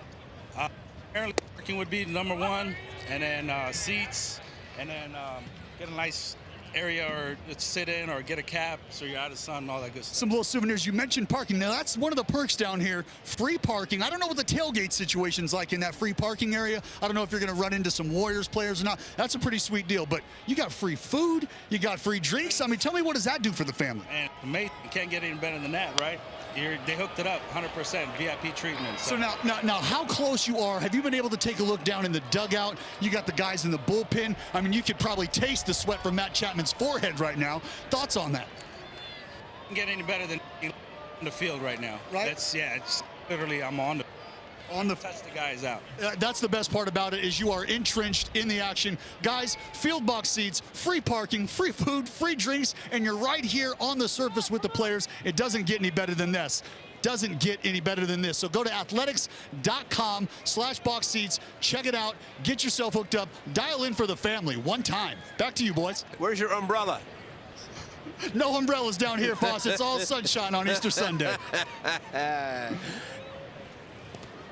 2-2 the count to Andrelton Simmons.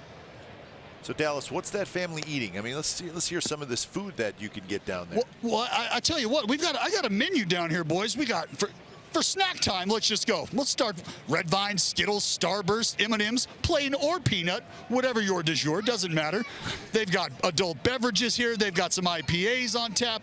They got the wine for whoever. I mean, they've got it all. They've covered all bases, boys. All bases. What about entrees? Entrees. You know, I'm not really. I must have missed the entree menu here. I think it's probably just the peanuts, Cracker Jacks type stuff. Okay, gotcha. Nonetheless. So Simmons has a base hit. So that's good, and that is a good seat. I mean, and where Dallas is at down the third base line, I mean, really, he's 10, 15 feet from the bullpen mound. Yeah. So once you start getting some bullpen action out there, it's a great seat for a fan to watch really up close an A's reliever. I think I'd like to maybe chase some of those M&Ms with nuts instead of Matt Chapman's forehead, though. Yeah, the sweat on Matt Chapman's forehead is that's good. We can stop there. But M&Ms with nuts sounds pretty good. Yeah. Peanuts, that's a good delicacy. Some Cracker Jacks, nothing wrong with that. So it's great to see families at the ballpark really just kind of relaxing and enjoying themselves. Did you notice how that gentleman got in a little plug for his boss? He did. Car dealer. Smart man. That's right. How'd you get these seats? Well, 32nd spot in game. Buchter's got a very good move. Well, there's probably base runners who will say it's so good because it's a balk, but I don't know that it is. But see, the Angels are seeing Buchter for the time being, and I would say before this season is over, Mr. Socha is going to have a talk with an umpire and say, take a look at this. At least pay attention. It may not be a balk, but I just want to let you know that I think it is, because Socha's looking at it at first base, and I've seen times where he has actually talked to umpires, which there's nothing wrong with that. No, if you're a manager, if you're the opposing manager, you should do that. Yeah, and you see somebody that may be taking away your base runner, getting an extra step or two, especially if you're going to be running. And a good move by lefty. And I thought Ricky Henderson said it best when he joined us a couple of days ago. And he said the righties, because you can tell them off a lefty, you go first move. Once he lifts the leg, of course, if he passes back towards second base and crosses the slab, he has to throw to the plate. But most lefties don't. It just kind of frees you and makes you good relievers anyway. Lefties can kind of freeze you to the point that if you take off, he'll throw to first. If not, he'll freeze you and throw to the plate. He's got just a little hesitation. Yeah. The key is the right foot. Check the right foot if it heads back towards second, but it doesn't, which again enables him to go wherever he wants to with the pitch. Right now he's trying to get outs. Trying to establish himself with the ball club, Buchter.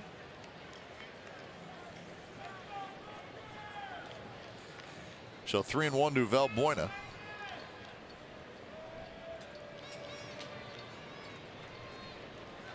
Pretty good lead by Simmons at first. He's out there quite a ways. He's got a little lean going, but not going anywhere. And Valbuena fouls the fastball straight back. Simmons might have a green light. Of course, he may be going now, although he would wait until the pitch is thrown and be going more as a staying out of a double play, or at least to keep going. But he does not want to get picked off. That would be the big bad news for him if he did.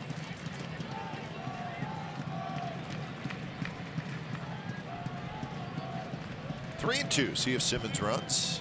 Booker's going to keep a close eye on him. This is where, from a base stealing standpoint, as a base runner, you're not really trying to steal a base. You're trying maybe to prevent a double play, which means that you do not ever leave first base until you know the pitch is going to the plate. The lead by Simmons. See the square, the circle, follow the square. See, there's that hesitation. Booker almost kind of leans a little bit, hesitates, and then when he throws it to first, we saw it in spring training. It fooled quite a few guys. And watch the right leg hesitation, and then goes towards. It's supposed to be kind of a 45-degree angle. Many years ago, they drew a white line on the mound. Left-handers had to stay. Valbuena skies one on the infield. Olsen and Lowry looking up. It'll be the second baseman. Lowry missed it, but he keeps it right near him, and he flips to Simeon to get the out. The difference there, back of the second inning. Remember, Simmons was at first base with 2 outs, and that's why he's able to score. This time 1 out. He cannot take off aggressively. Matter of fact, he's casually walking back towards the bag, realizing that even if it's dropped, he's going to be forced at second. It's dropped. He goes back towards the dugout. See Simmons, number 2, heading back. He's watching. But as soon as he sees that Jed Lowry dropped the ball, he couldn't do anything anyway. And really, you're putting Valbuena on first.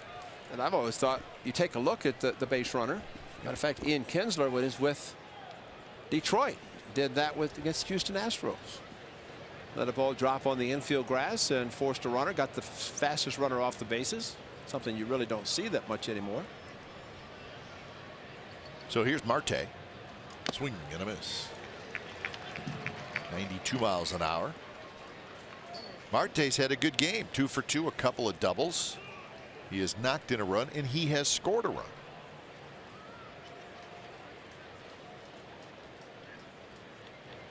Astros have extended their lead. They lead the Rangers now 7-1 in the 8th inning. Trying to take 3 out of 4.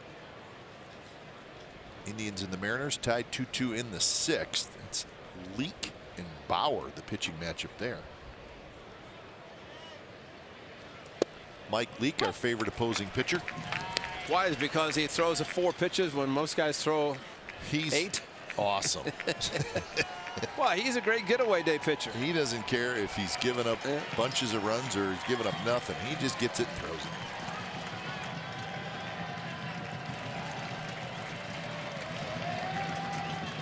0-2.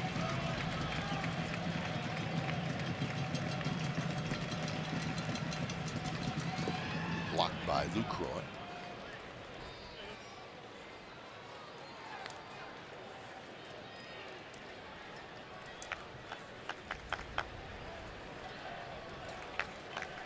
Maldonado would be next. Booker trying to get out of the inning.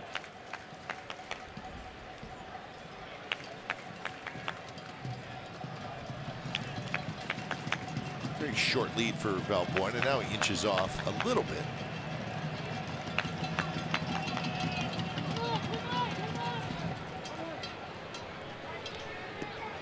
Still say what a left-hander can do, and one of the most disappointing things is to see a runner take off with a lefty on the mound looking right at him as he takes off and throws the plate. But when you're instructed to do something, you kind of follow suit. You follow that instruction, and if Lucroy doesn't call for a throw over, it means the bench doesn't want him to throw over.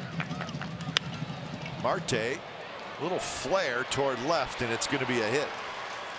Jeffrey Marte is 3 for 3.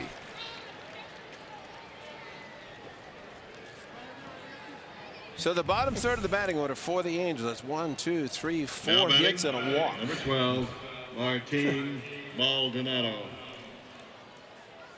Valbuena, Marte, and Maldonado, they have done their damage.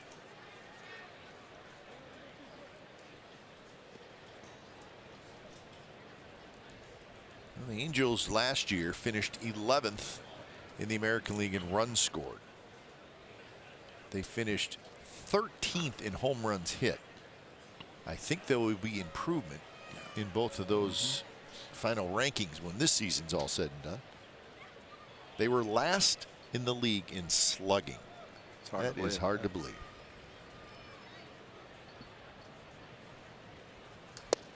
Good little slider to Maldonado for a strike. How many games did Mike Trout miss? That contributed to both those categories. Sure, no question. Slide into second with the left-hand surgery. The one thing they did last year well offensively, they led the American League in stolen bases, but stolen bases do not always automatically lead to more runs scored. Certainly helps a little bit, but up and in. 1-1 the count. And they seem to always lead baseball going first to third. They never hesitate. And very rarely you'll see a run at third base not going contact. There's a stolen base man. Ricky, all-time stolen base leader. Ricky Henderson Field.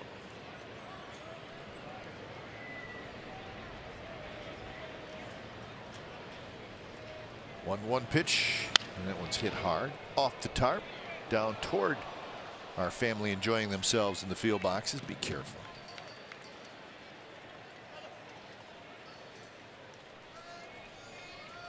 Everybody's okay.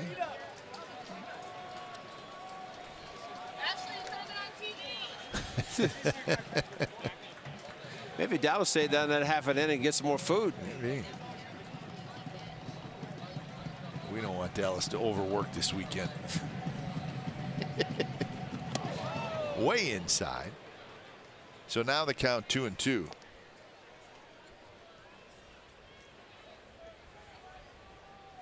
Wonder who he had to remove to be able to sit there. Hey, you, I need your seat.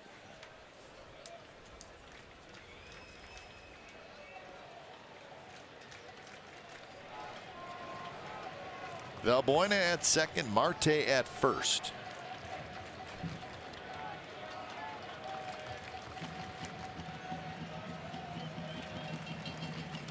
Swing and a miss. He struck him out on a high fastball. So Buchter gets in a jam and then he gets out of it.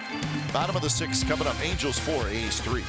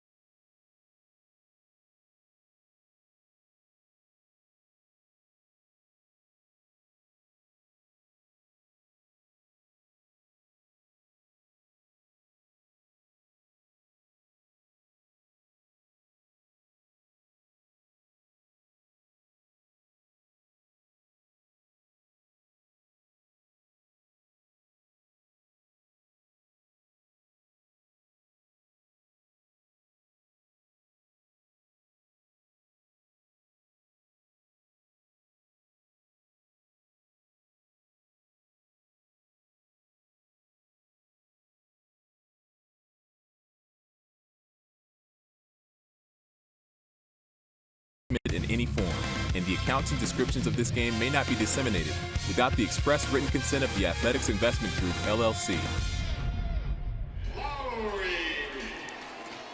So the Angels leading 4-3. It's the bottom of the 6th inning.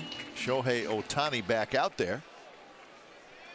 So far, Ohtani, he's been pretty good. 5 innings, 3 hits, 3 runs, 6 strikeouts. He gave up a 3-run homer to Chapman. In fact, the hits that he allowed were consecutive. Joyce a single, Piscotty a single, and then Chapman with the home run. Bedrosian starts to throw in the bullpen, and Ohtani is at 84 pitches. So Mike Scioscia will probably keep a close eye on Ohtani here in the bottom of the 6th inning, but would love to get through 6 innings. But you know, I would think, Cap, that Mike Scioscia will not let Ohtani get a little loss. I'd say that if he's going to take him out, it would be if one runner gets on base, and that's why he has Bedrosian up. Bedrosian, that is. But let's hope the A's have that opportunity. Simmons charges it and throws out Lowry. But I would say that scouting report, this is just his first start. We'll see him a lot more, but he seems very poised on the mound. He has not been in a lot of trouble today, the one time the A's got to him. He had 1 inning, 1 bad inning, and you look at his spring training numbers, they were horrible, and to the point that someone said should even make the club. But what he's done today, although he is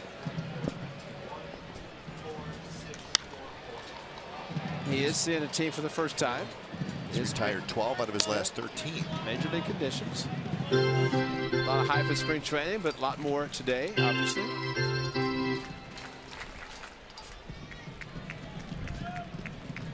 Oh, 0-1 to Matt Olson, who has struck out twice, both times swinging against Ohtani.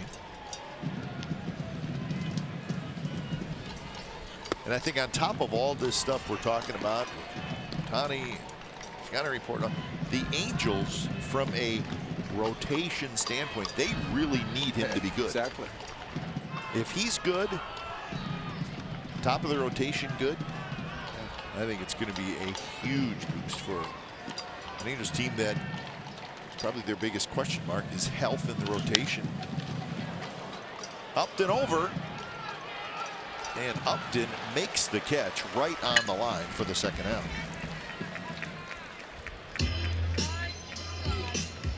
So 7 in a row retired left fielder by Ohtani. Chris Davis.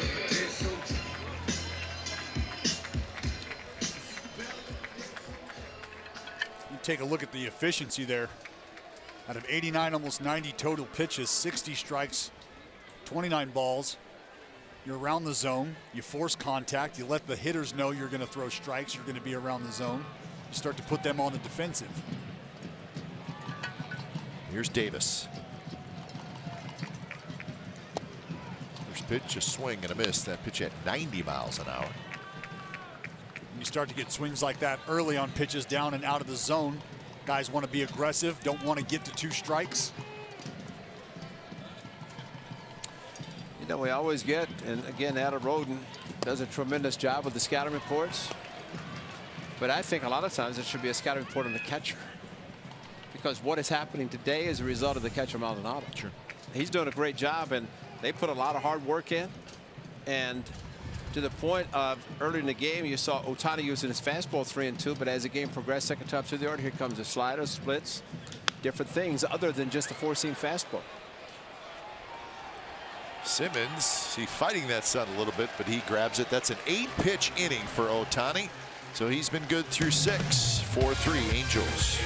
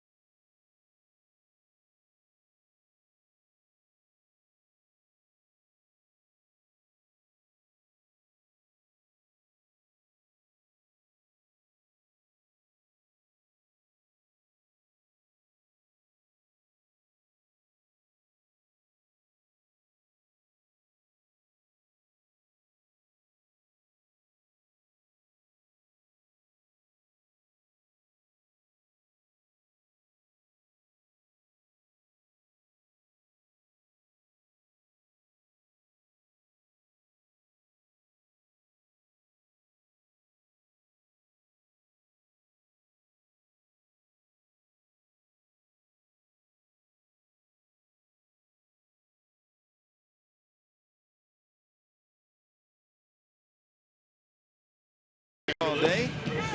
So the split, the slider, really just hung one bad breaking pitch to Matt Chapman that positive for a 3-run home run. So if he continues to pitch as well as he is, I mean, he has the option. He could stay as a pitcher. He could be both sides of the ball. Got his major league debut as a base hit and the first pitch he saw in the big leagues. When it's time for change, think Speedy Oil Change and Auto Service, your trusted oil change, tune-up, and smog experts, as Chris Hatcher makes his second appearance. Hatcher pitched on opening day, pitched an inning, gave a couple of hits, a couple of strikeouts. So it looks like Shohei Ohtani is done for the afternoon. A lot of handshakes and hugs in the dugout. He did a good job. Well, we showed the note earlier, but just to reinforce the fact that for Shohei Ohtani, note came out this offseason, if he starts 15 games in the field, 15 plus as a starter, Ray Caldwell, Babe Ruth, Johnny Cooney.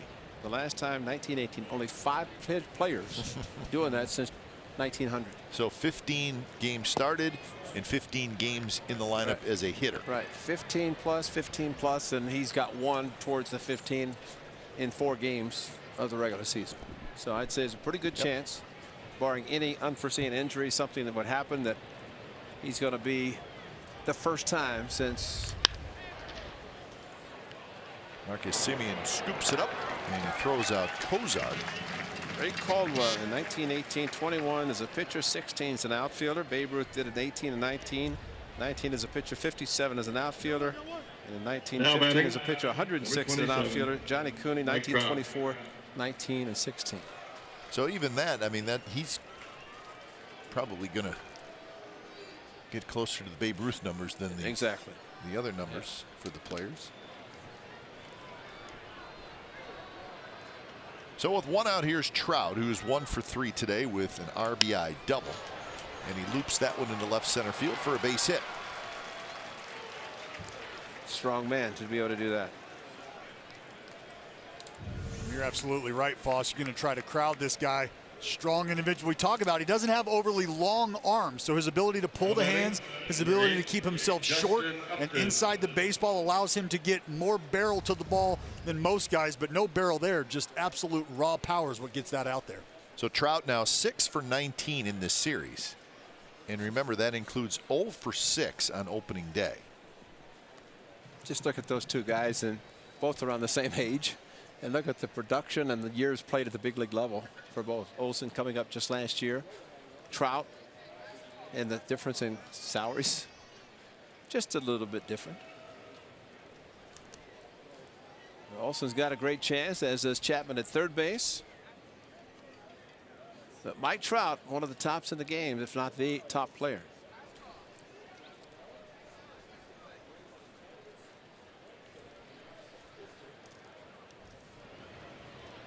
Upton has a sacrifice fly.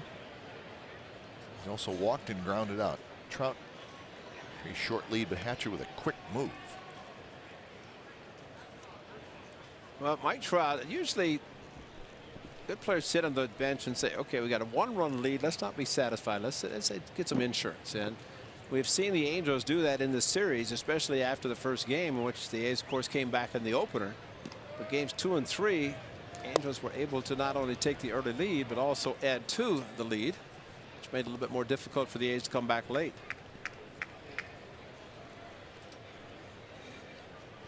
And the A's have had a pretty good ability to get some action going in the 9th inning, so you just want it to be as close as possible.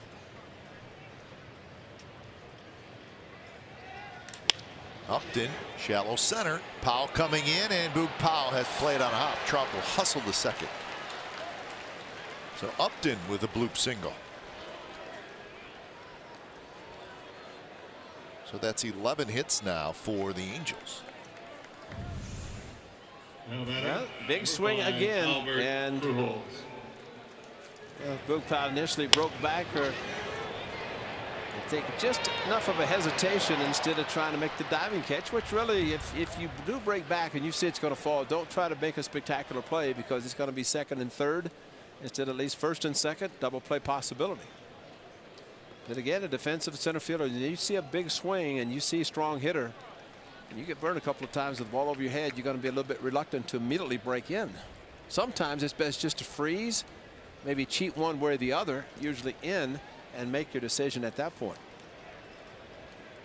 Here's Albert Pujols, 0 for 3 today.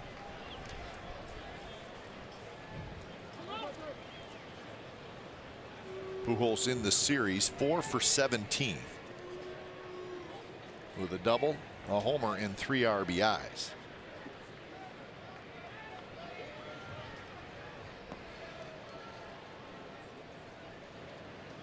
Saw Trout steal 3rd in this series. Well, as far as Matt Olson is playing off the line at first, that enables the runner Upton to get a big lead. Remember a couple of days ago when Jonathan Lucroy was picked off first base? Well, there's no chance here, but first base coach's job is to watch the first baseman. That is Alfredo Griffin. Runner at first can get off usually as far as the first baseman is. That turned out to be a crucial play the other day when a pickoff occurred with Maldonado throwing behind the runner, first and second, which that's usually when you get the bigger lead. But if Trout does run, Upton can follow him. And this is where catcher will say where he's going to throw, and maybe he would go the longer route to second base if Trout gets a big jump. I figure he's going to steal it easily. Lowry trying to keep Trout close. Runner's not going. The ball's popped up right side. Lowry and Olson fighting for it, and it's going to be Olson. When I say fighting for it, I meant they're both fighting the sun. But Olson finally got back there and made the catch. And you know, the umpires put the hand up for infield fly rule. I don't know about it with the sun. And you see an infielder looking around like that, say, like, where's the ball? I mean, maybe he just deked everybody, but he's looking at Jed Lowry. Lowry thinking, well, maybe I should go over. And I, see the umpire? Yeah, see, I don't think that's infield fly rule at all. With this sun and him struggling the way he went after that ball, and granted it's not that deep, in normal circumstances it is called an infield fly rule, but man, you have to take into consideration the elements. But even that, I mean, he's 15, 20 feet out onto the outfield grass. But the sun is tough, man, and that's why now with 2 outs, any fly ball hit, you'll watch both of these runners take off. That was a big out for Chris Hatcher.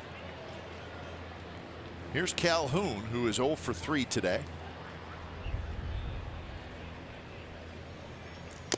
Calhoun just got a piece of it.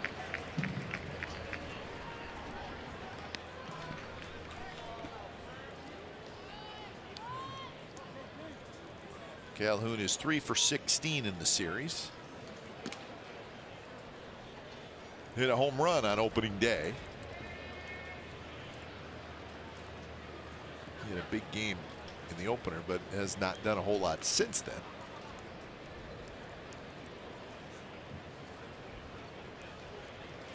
A little bit low. Calhoun.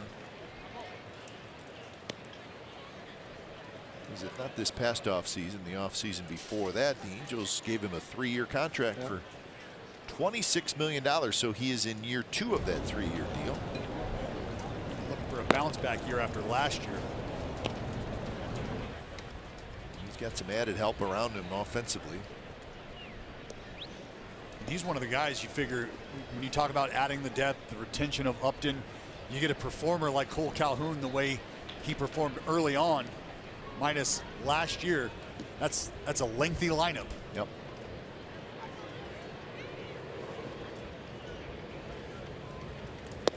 Inside, 2-1.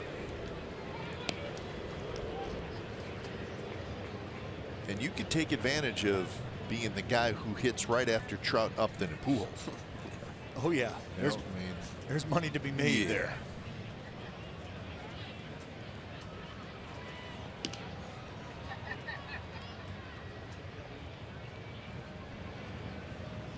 Calhoun hits it hard, and that's a base hit. It's going to score Trout easily.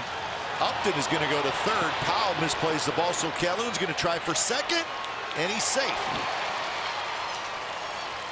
Powell did not pick it up clean, and that allowed Calhoun to go to second base, and it's 5-3.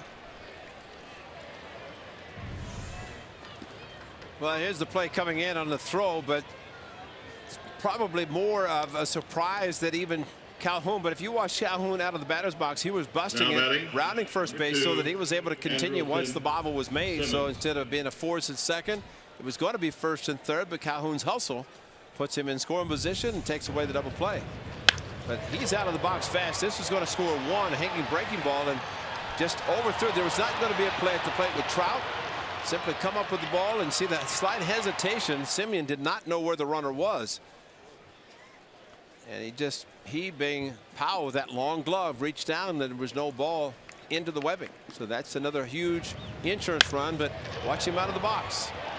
See, he's right now running and thinking if he's going to make a mistake, I'm going to go, and he did not hesitate at all. Good head first slide around, kept his hand on the bag. But I think when you have your back and you don't see the runner, in this case Marcus Semien, you don't know what he's doing. Yeah. And then that slight hesitation, he goes around the tag and he's in safely. But the biggest thing is Calhoun came through with a base hit, and to Dallas's point, they just keep going down the lineup, and with 2 outs, you get Albert Pujols a big out, but here comes Cole Calhoun to drive in the run. And now Simmons with a couple of runners in scoring position. Tough play for Chapman under his glove into left field. 2 runs are going to score. That in-between hop, and that's the toughest play for an infielder. And Chapman could not make it. And it makes for a 3-run inning, and now it's 7-3. Well, you're right. He knows, he being Chapman, if he can go back and catch the bad hop, that his strong arm is going to be able to compensate for that. But he could not come up with the ball in the top spin when the ball is hit that well. Wow. So Hatcher is gone, and Coulomb coming in. We'll be back. Please, ladies and gentlemen, from the Athletics, coming in to pitch.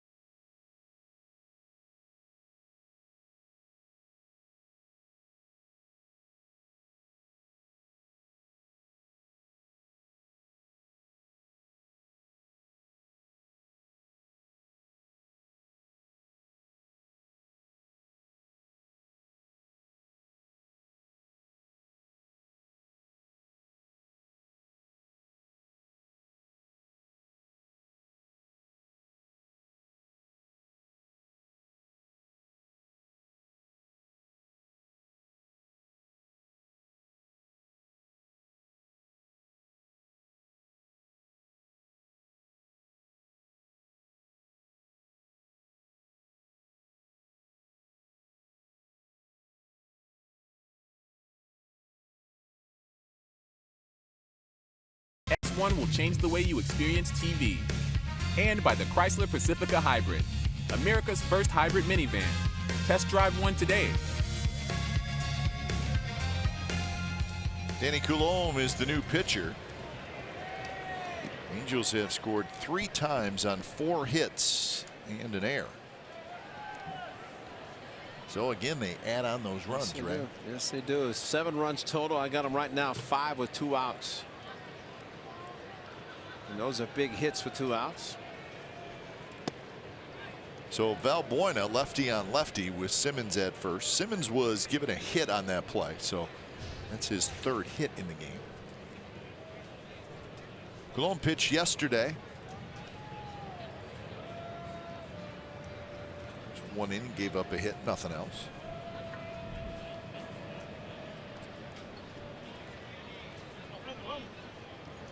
The A's feel pretty good with their two lefties, Buchter and Coulomb.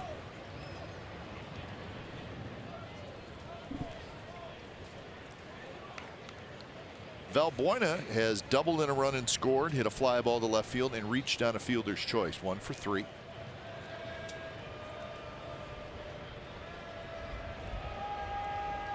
Angels will be without Ian Kinsler. He's on the 10-day disabled list. Kinsler played Friday, but he was nursing a sore groin and started bothering him a little bit, so doesn't sound like it will be more than 10 days, but you never know. Well, I actually had I had a chance to talk to Kins this morning in the clubhouse, and he said he's doing fine, bouncing back just fine, just a little precautionary early. And to Foss's point he made the other day, you know what, if you're going to get hurt, take care of it early in the season. Make sure you've got the rest of the campaign ahead of you. And as long as you have all your players that can fill in and do what you got to do to replace Kinsler until he comes back, you're okay. Well, Cozart helps. You know, we've talked since last year when they implemented the new 10-day DL rule, how it's used effectively by whether teams using pitchers, or in this case position player. Maybe Kinsler needed a week, but there's a difference of 10 and 15. And if you allow somebody to go in 10 versus 15, it's a big difference. Yep. It's really a week. It's 5 days, but you know, you got to figure there may be an off day in there somewhere where there's not a game play. That 5 days is huge between 10 and 15. We saw it huge last year. It seems like guys went on the DL all the time as pitchers, because in case of a starter, maybe one start, 2 at the most. 3-2, 2 outs, runner goes swinging and a miss by Valbuena, side retired. But a big inning for the Angels. They score 3 times. 7th inning stretch. It's 7-3 Angels.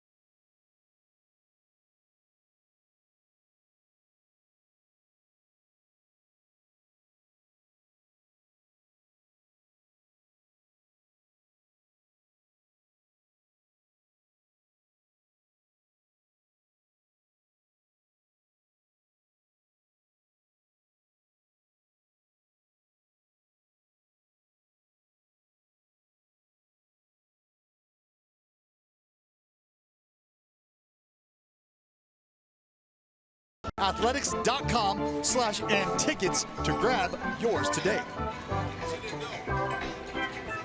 What a deal. Yeah, it's a Matt Chapman jersey. That's really all you need to say. I'm in. I am sold. So 7-3 Angels lead, bottom of the 7th inning. When it's time for change, think Speedy Oil Change and Auto Service, your trusted oil change, tune-up, and smog experts. Cam Bedrosian comes in, his 3rd appearance. He did not pitch well on opening day. 3rd of an inning, 3 hits and a run.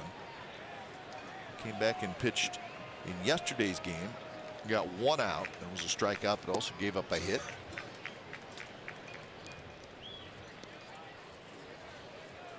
So here in the bottom of the 7th, Cam Bedrosian will face Joyce, Piscotty, and Chapman for the A's.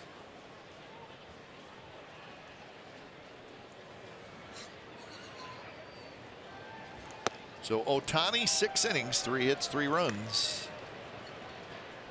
Walk and 6 strikeouts. There's the big shift for Matt Joyce.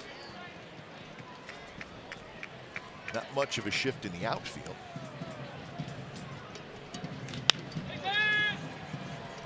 Outfield grass is Cozart, who throws to first. There's your outfield shift. Yep. With the Astros employing 4 outfielders in a couple times. They did against Joey Gallo. 25, Steven. I think opening day. And Gallo, of course, is a big, powerful left-handed hitter. The Astros have said we are going to do it against dead pull left-handed hitters on the road, because they just don't know that it's quite as necessary at home because their outfield isn't quite as big. That's what they're saying. And it worked. Gallo hit 3 fly balls to the outfield. Yeah, Cap, one of the things. If it works, they're going to keep doing it. They'll keep doing it, yeah, for sure. But I was thinking about Shohei Ohtani in spring training. After about an inning of play, they'd say, Mr. Ohtani is available in the clubhouse. Don't do that during the regular season. Nope. So that elevator is going to be crowded when the game is over. And maybe even before the game is over, they'll be on and going down and getting ready for their interview. Well, as we told you at the beginning of the game, the A's issued 240 media credentials just for Japanese media for today's game. So that's on top of all the regular media that's here each and every game. You know, Cap, when I got here, I saw on the first floor, the line was out the door, and the elevator said going down. Gotta go down. Yep. Yeah, they were all headed down to the clubhouse. You're probably getting ready to watch him warm up, even though it was still pretty early.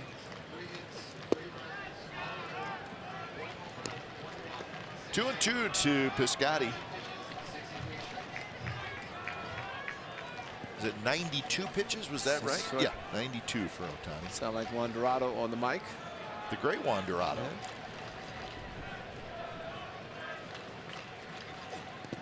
If you want to find something out, go to Juan.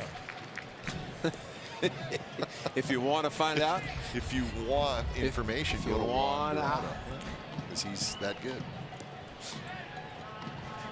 You are one funny guy.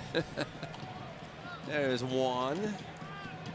Oh, it's Japanese. Sorry, my monitor was.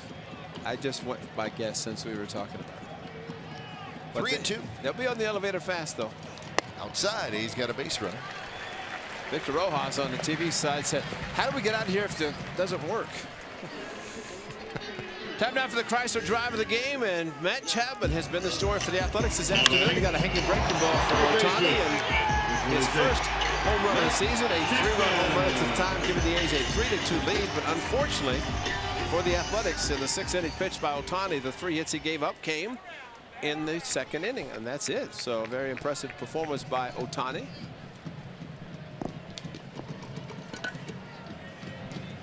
A's will have to come back against the Angels bullpen. Swing and a miss. The Angels bullpen in this series, coming into this game, 11 1/3 innings pitched, 3 runs and 15 strikeouts. So not a bad performance for the bullpen, which been reworked a little bit. Houston Street, who really didn't pitch much last year, he's gone. Bud Norris gone. Petit gone. Jesse Chavez gone.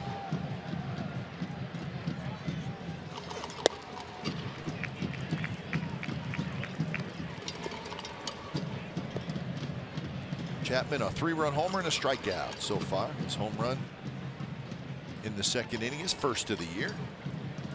See if Mike Scioscia uses Ohtani as a DH on Tuesday night, because they said the day before, the day after he pitches, he would not DH. DH the first game of the series on Thursday. Manaea, the lefty, pitched on Friday, so he didn't play. So he was pitching for the Indians. Clevenger, Tomlin, Kluber, Monday, Tuesday, Wednesday. So that's 3 right-handers. So if they go by kind of that loose script, he could probably play Tuesday and Wednesday, DH. I think this is a one-way conversation, Mr. Maldonado to Mr. Bedrosian. Stop messing around. Yeah, that's right. We put some extra runs on the board for you, so let's go. Cam Bedrosian, son of Steve Bedrosian, longtime closer. Bedrock was his nickname. That's right.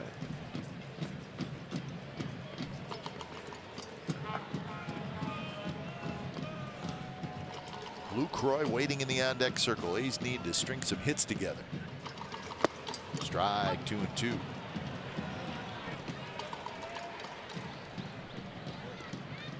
Casilla warming up in the A's bullpen. See here, backup wrinkle. Looks like a backup wrinkle.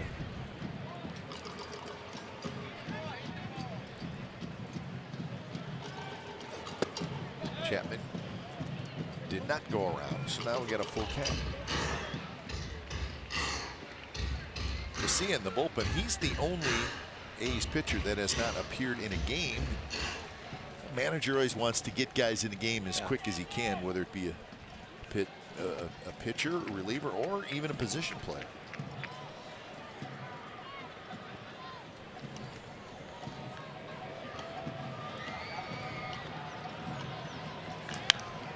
Towards Simmons, could be 2, and it will be 2. So that was a tailor-made double play off the bat of Matt Chapman. So we're on to the 8th inning here at the Coliseum. 7-3 Angels.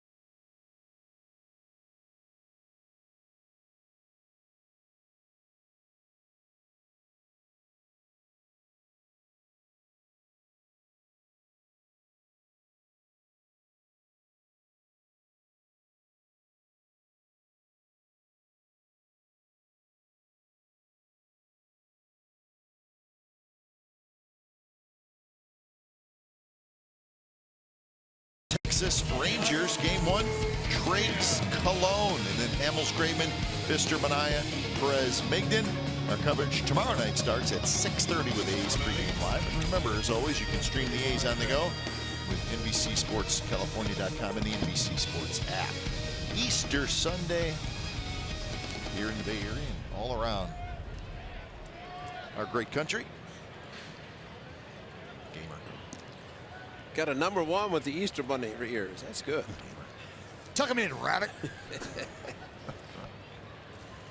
So the Rangers will be in town tomorrow. Rangers lost today. The Astros beat the Rangers 8-2. It was your final.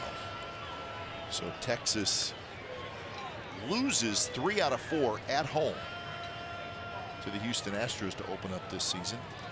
Garrett Cole, 7 good innings. In fact, 7 innings today for Cole. He had 11 strikeouts.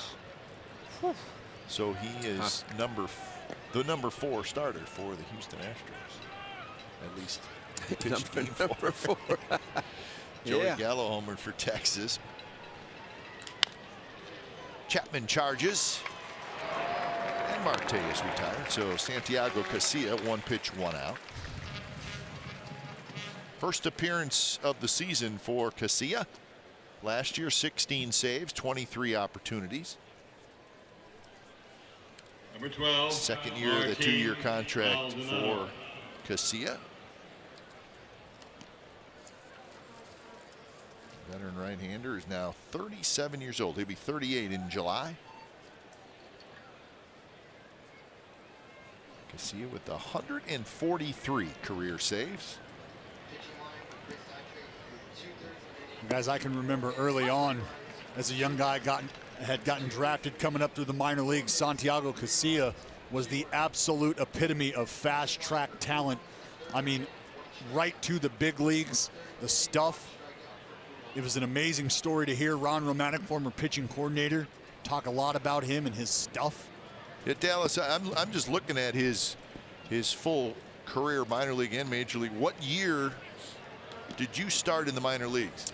I was drafted 2004. Okay, yeah, he was 2004. He was Kane County, Midland, Sacramento, and he made the big league. So that's right. So when I got there in 04, we heard stories about Santiago Casilla in Vancouver. Maldonado's retired, but yeah, he did have terrific minor league numbers, and then got to the big leagues. Really kind of figured it all out Now batting when he was across the bay with the Giants. And Zach when it's all Cozart. said and done, he's going to look back at his career and he can say, "Yep, you know what? I did good." He's been a pretty good reliever for a long time. This is his 12th year in the big leagues.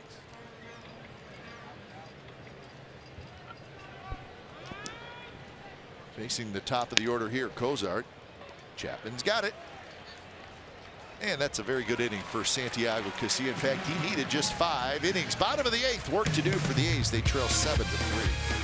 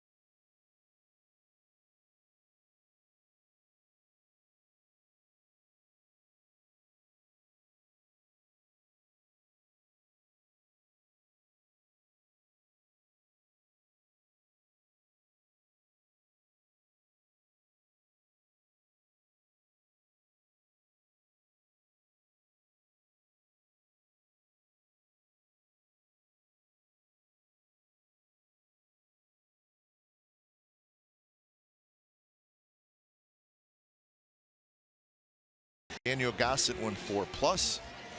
And the Angels offense has been pretty good in this series. They have now scored with their 7 runs today, 22 runs in the 4-game series. Chapman with a home run for the A's, 3 runs. New pitcher for the Angels is Blake Wood. Blake Wood pitched on Thursday afternoon. Blake Wood pitched on Friday night. He was given yesterday off. So Bedrosian goes 1 quiet inning. And the first pitch to Lucroy is in for a strike. You'll see him start with that split finger grip. We saw that split on display, as you mentioned, Friday.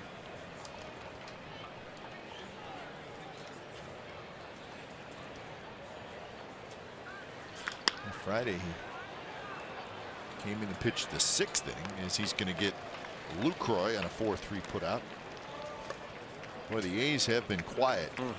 Their last hit, believe it or not, was the Chapman home run. They only have 3. Since the Chapman home run, they've had 2 base runners. Joyce, a 1-out walk in the 4th. Piscotti, a 1-out walk in the 7th. So they just have not been able to get anything going. So that's a little bit frustrating. And it just seemed like Ohtani settled in very nicely early on. was really never in a whole lot of trouble. He had base runners on. Chapman took care of that, and after that, settled back in. Powell has grounded out twice. That one fell in the dirt. What'd you say? 22 runs the Angels have scored. Is that it? 15 and 7. Yeah, 22 total so far. 11 with 2 outs. Half the runs in this series with 2 outs. And today, 7 runs. 5 of those came with 2 outs. Yep. Yeah, they got 44 hits. And remember, they had a 4-0 lead on Monday or on Thursday, the opener. And the A's did fortunately come back and win that game thanks to the Chris Davis 3-run home run, and also had another ribby a little bit later.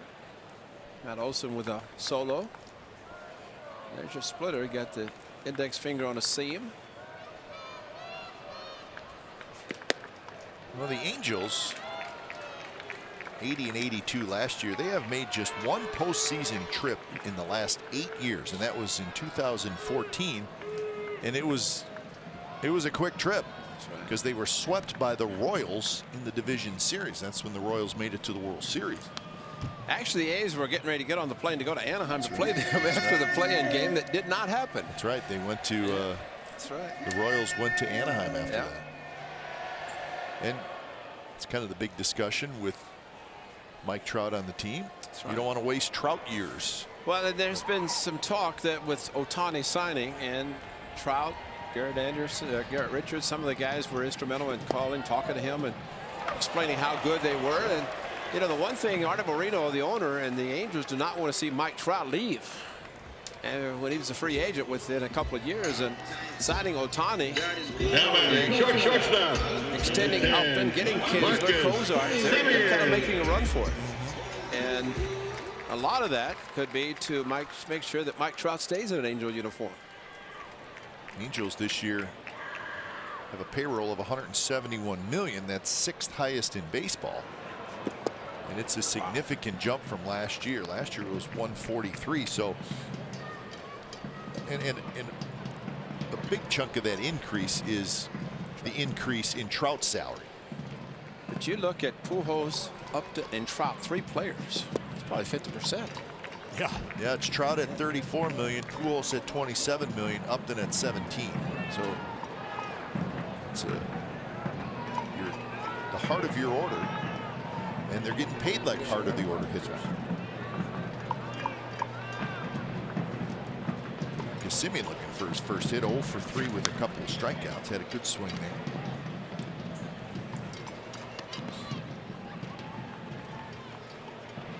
There's the Angels with 1 World Series appearance in their history, and that was the win over the Giants in 2002.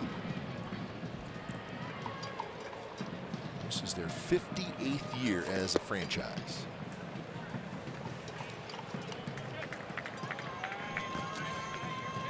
One of the first years for Mike Socha as a manager when they did win the World Championship. And some say they shouldn't have won it. Well, things worked out well for them, especially the last 2 games at home. Simeon with the walk. Dusty's life might have been different if Dusty's life would have been Giants had won. Right now, I mean, this Vlad Guerrero. Now we've talked about that number 27 because Guerrero's going to Cooperstown. That number will be retired, but the center fielder named Mike Trout's going to wear 27. So they will have, similar to the Yankees with, is it Dickey and Berra, number 8? Both numbers retired, or at least the number 8 retired twice. But Vladimir Guerrero simply saying, I'm very proud to think that someone of Mike Trout's ability to play the game and his stature would wear number 27. So there's no problem there. Cozart is pretty smooth at second base. He throws out Lowry, and the A's are done in the bottom of the 8th. 9th inning coming up. Trout's going to lead it off as Angels lead 7-3.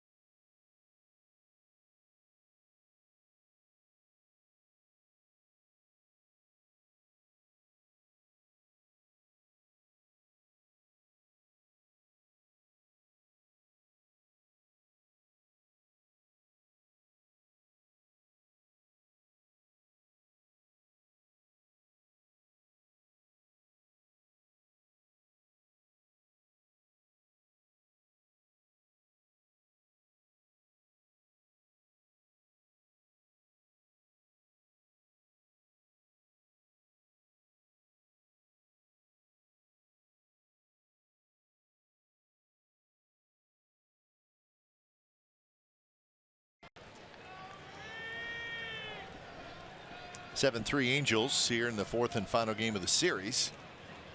Santiago Casilla, who needed just 5 pitches to get the 3 outs in the 8th inning, so he's going to get a 2nd inning of work. Face Trout, Upton, and Pujols here in the 9th.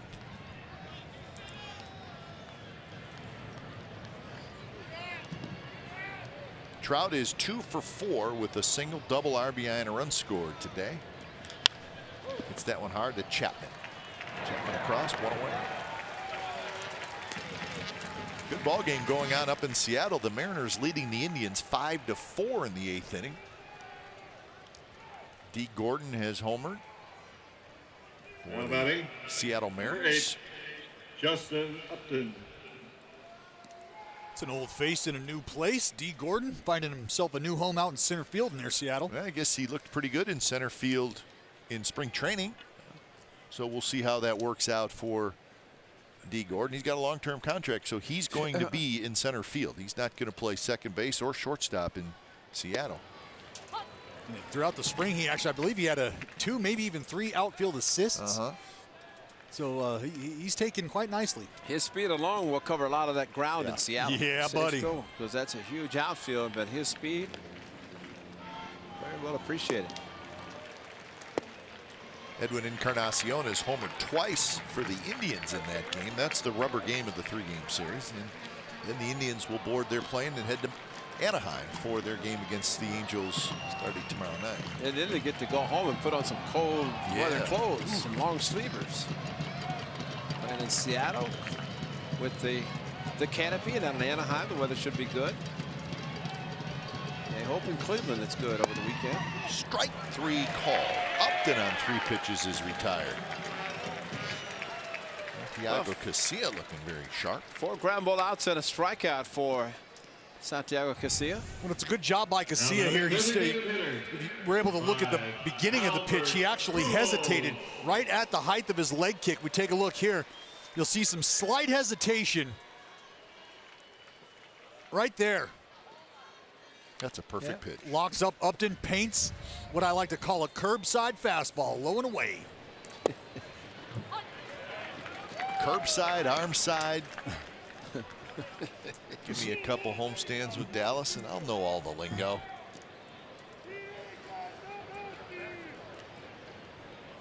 Pujols is 0 for 4.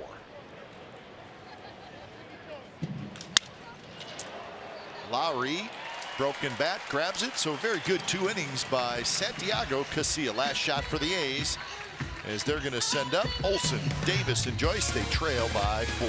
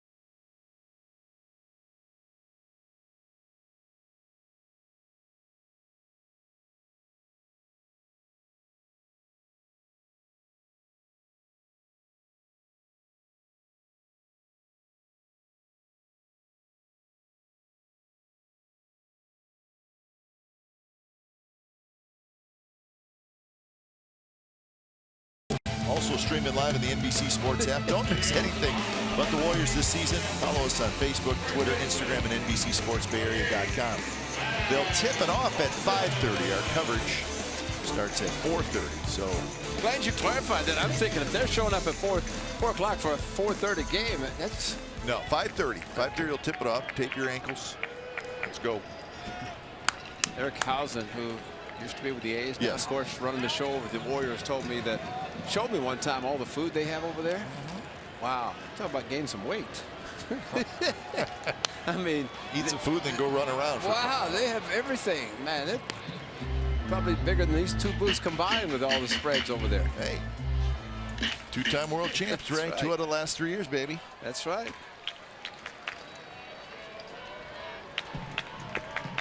Got to get everybody healthy next door. That's what they need to do. And do it fast. 1-1 the count. Blake Parker is the new pitcher. Parker got the save on Friday night. Made it a little bit interesting. He's got a run off him in the 9th inning, but he was able to get the save. He is the 4th pitcher in the ball game after Ohtani went 6. Bedrosian pitched the 7th. Wood pitched the 8th. So 1-2 now to Olson, who has struck out twice and hit a fly ball to left field.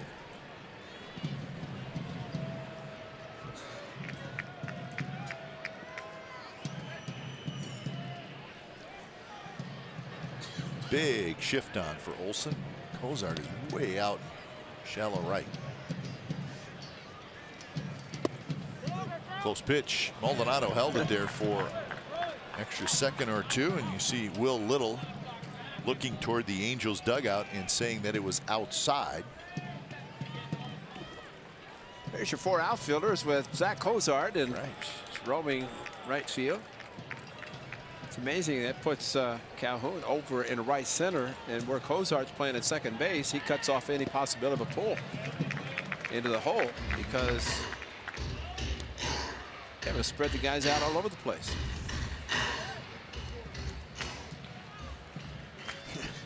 Smother it. He puts in a good effort back there. He does. Maldonado. The thing is, this is game 4. He'll have the same energy game 162. Yes. He'll be bouncing all over the place. I mean, that's the man that enjoys his work. Just missed again. A couple of close pitches. Olson gets the walk.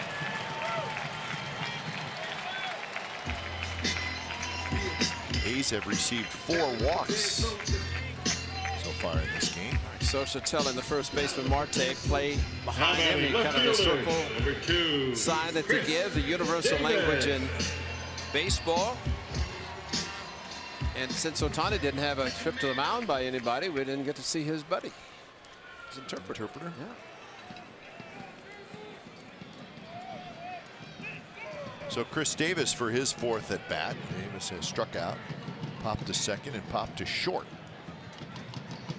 Swing and a miss. Yeah, Cap, I think last year they were saying that something like 19 foreign countries represented Major League Baseball. You think of Mikey Thalbaum. Now, Steve Vucinich on the home side, they have the various foods that come in. But Mikey, you'd have to think of various cultures. Maybe there's certain foods that now he has to have available for everybody. Yep, no question. I mean, maybe he went to Ohtani and said, you know, what do you want? Sure. You know? So, I mean, that's quite an experience, a job for visiting clubhouse manager, and Mikey Thalbaum one of the best. But I think it's a little bit different than throwing out some In-N-Out burgers. Yeah, and I mean, the number of foreign players on big league rosters every year goes up a little bit each year. Absolutely. 0-2 pitch, and Davis chased it. They talk about the splitter, the breaking. I mean, he's got it all in this pitch, and a good block by Maldonado, especially on the 2-strike pitch, and gets a swing and miss. And so a good pitch by Parker, but an even better block by his catcher Maldonado. So 1 out for Matt Joyce.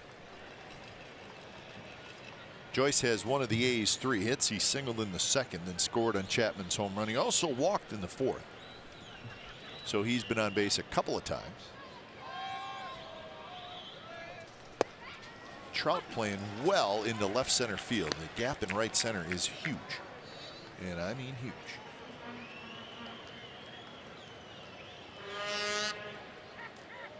See Simmons and Cozart went over to have a chat with each other. Boy, that's impressive. As they talked and then separated, their names went with them.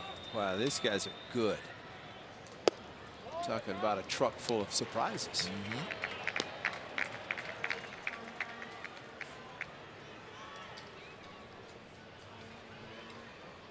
I still think Mike Trout has been impressive all series, that he has avoided the 50th anniversary logo in center field. I mean, he's played well beyond that most of the day and most of the games. He's intimidated by Clay Wood, and we all are a little bit intimidated by Clay. 50th anniversary cut in the grass in center field is kind of dissipating a little bit, but Mike Trout's very respected. See, kind of right there, you know, is the 50th anniversary. I don't know if Clay's going to recut that for tomorrow night or just for the 4-day series, 4-game series with the Angels. It's going to be hooked into right field for a base hit. So Matt Joyce has got a couple of hits. One more hit, you could get the tying run to the plate. We'll take it. Been quiet for a while now. Matt Joyce gets up, finds himself a heater he likes. Out over the plate again. Good job by Joyce, just sticking with it. Again, you try to select balls from strikes. We talk about location over the heart of the plate. You know what that splitter can do to the lefties. Sits with the fastball, and Joyce takes advantage.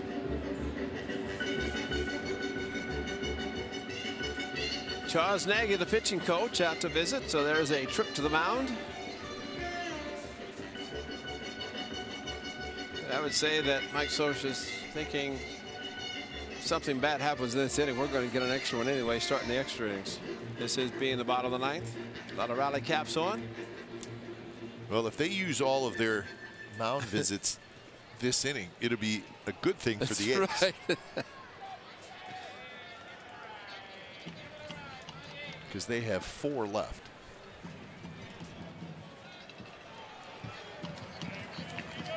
Here's Piscotty. He needs to get aboard for Chapman. Keenan Middleton just now starting to throw, and that pitch on the outside corner, first strike. Well, he talks about when Parker, you know, nobody has been named the official closer. Parker, a couple of opportunities, but this being the second time as Middleton, the hard-throwing right-hander, continues to get loose. But a little pressure because the game on Friday that turned out to be a 1-run game, that was the save, but like you said, a little bit questionable. Calhoun cannot quite get there. That might be a little strategic move by Soch, you know, maybe not coming out right and naming a guy, actually enticing that friendly competition to take place, saying, hey, I want somebody to come out here and grab this role by the horns. Yeah, and really, if you don't have a guy, let somebody win it. Yeah.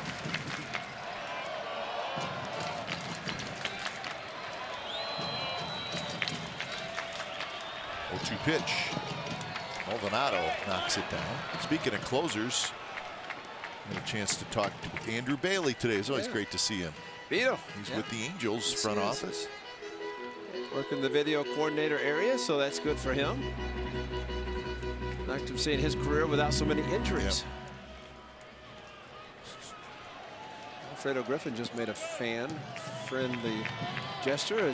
I don't see how he was able to throw the baseball. Griff down in the front, the dugout, throw it between the netting, behind home plate and the dugout. Just missed. Parker's making some very close pitches. Will Little says nope. Well, let's find a way for Piscotty to get on. Let it be a Matt Chapman day as at the big 3-run home run. And the only other hits in this inning, the only other hit has come in this inning, and other than the Ohtani second inning. Piscotty had one of those with a base hit to right field.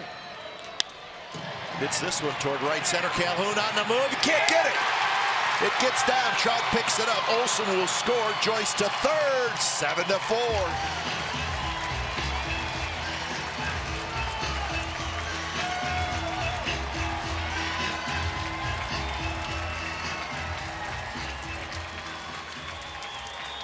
Well, I tell you what, Piscotty gets that fastball he's been looking for. You talk about making those pitches, making close pitches.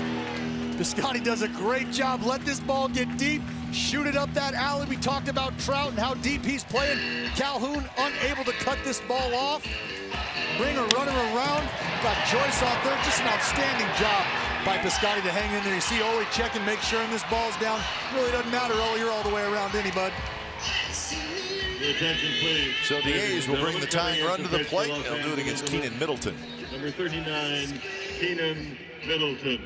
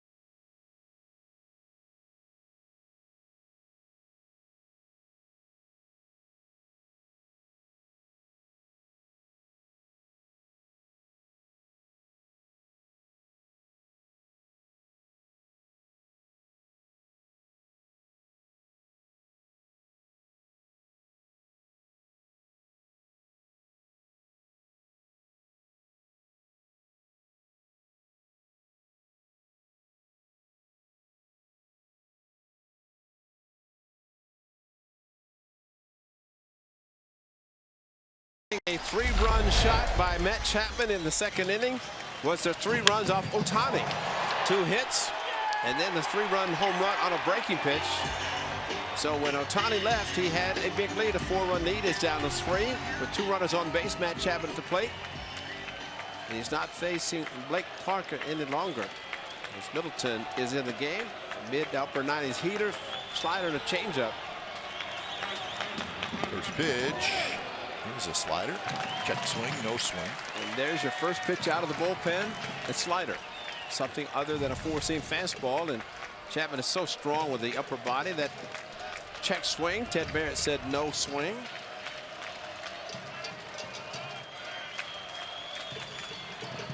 That one to the backstop. And Joyce is going to stay at third. Going down to second is Piscotty. And you know, Piscotty rounded first on that ball to right center. Didn't want to take a chance going for 2. And in this case, remember, Matt Joyce has some issues with his legs. And the last thing when you're down by 3 to run into an out at the plate. So his run, while yes, it would have been nice to score it, but not to take a chance and be thrown out. You'd rather have Matt Chapman try to do something special in this at bat when he has a count now 2-0.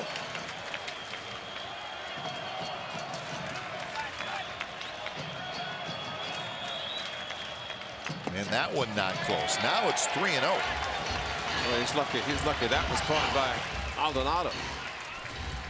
Middleton pitched in games 1 and 2 of the series, and he pitched well both times. See what he does here today. On deck, Jonathan Lucroy. Middleton saved 3 games for the Angels last year.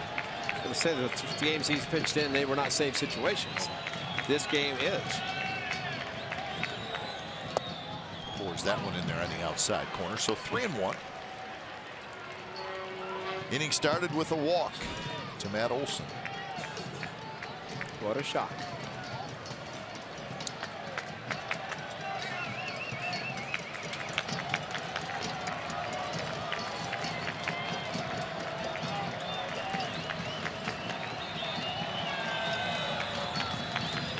Not close, and the bases are loaded with 1 out. The man's not happy. A's are ecstatic and trying to look for a base hit.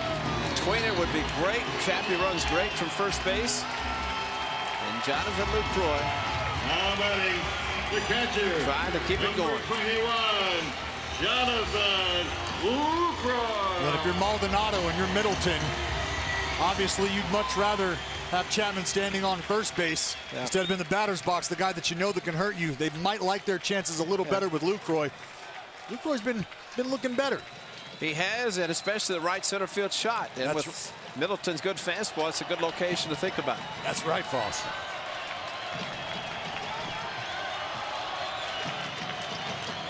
First pitch, strike on the outside corner. Slider first pitch to both Chapman and Lucroy. All fastballs after the first one, and Luke didn't like it. Standing out of the box talking to Will Little. He's been back there all afternoon seeing some of those pitches that were close called balls with his pitchers on the mound. Now he has one of those close pitches called a strike to start off this at bat. Not close. That one got away. 98 miles an hour from Middleton. That almost got away all the way to the backstop, and had Joyce scored, then the potential tying run could have been at second base. Crowd 14,644 enjoying another wild finish.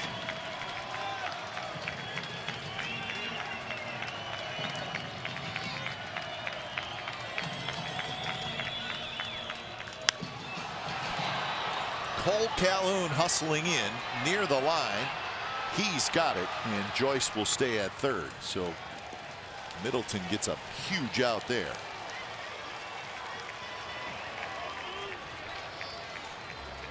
And here's Boot Powell.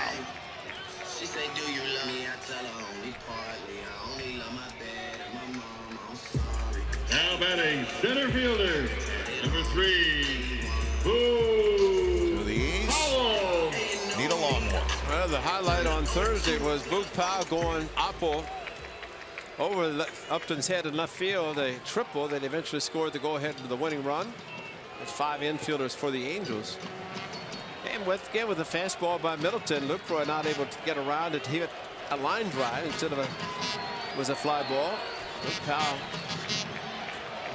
good fastball outside. Go with it. Strike called. Here's the pitcher. What we're talking about. That went over the head. The pitch was elevated, and Upton did not catch it. Caromed off the wall. Boot Powell with a head first slide for triple. Kept his foot on the bag. Ended up scoring a winning run in the extra innings. 11 innings on opening day. Good pitch right on the hands of Powell. Loops a foul back. So now Boot Powell's in the hole 0-2, so he's got to fight. See Powell with the slight choke up, he's a contact guy. That slider, good arm speed from Middleton down and in. Usually a nitro zone for lefties, got away with one.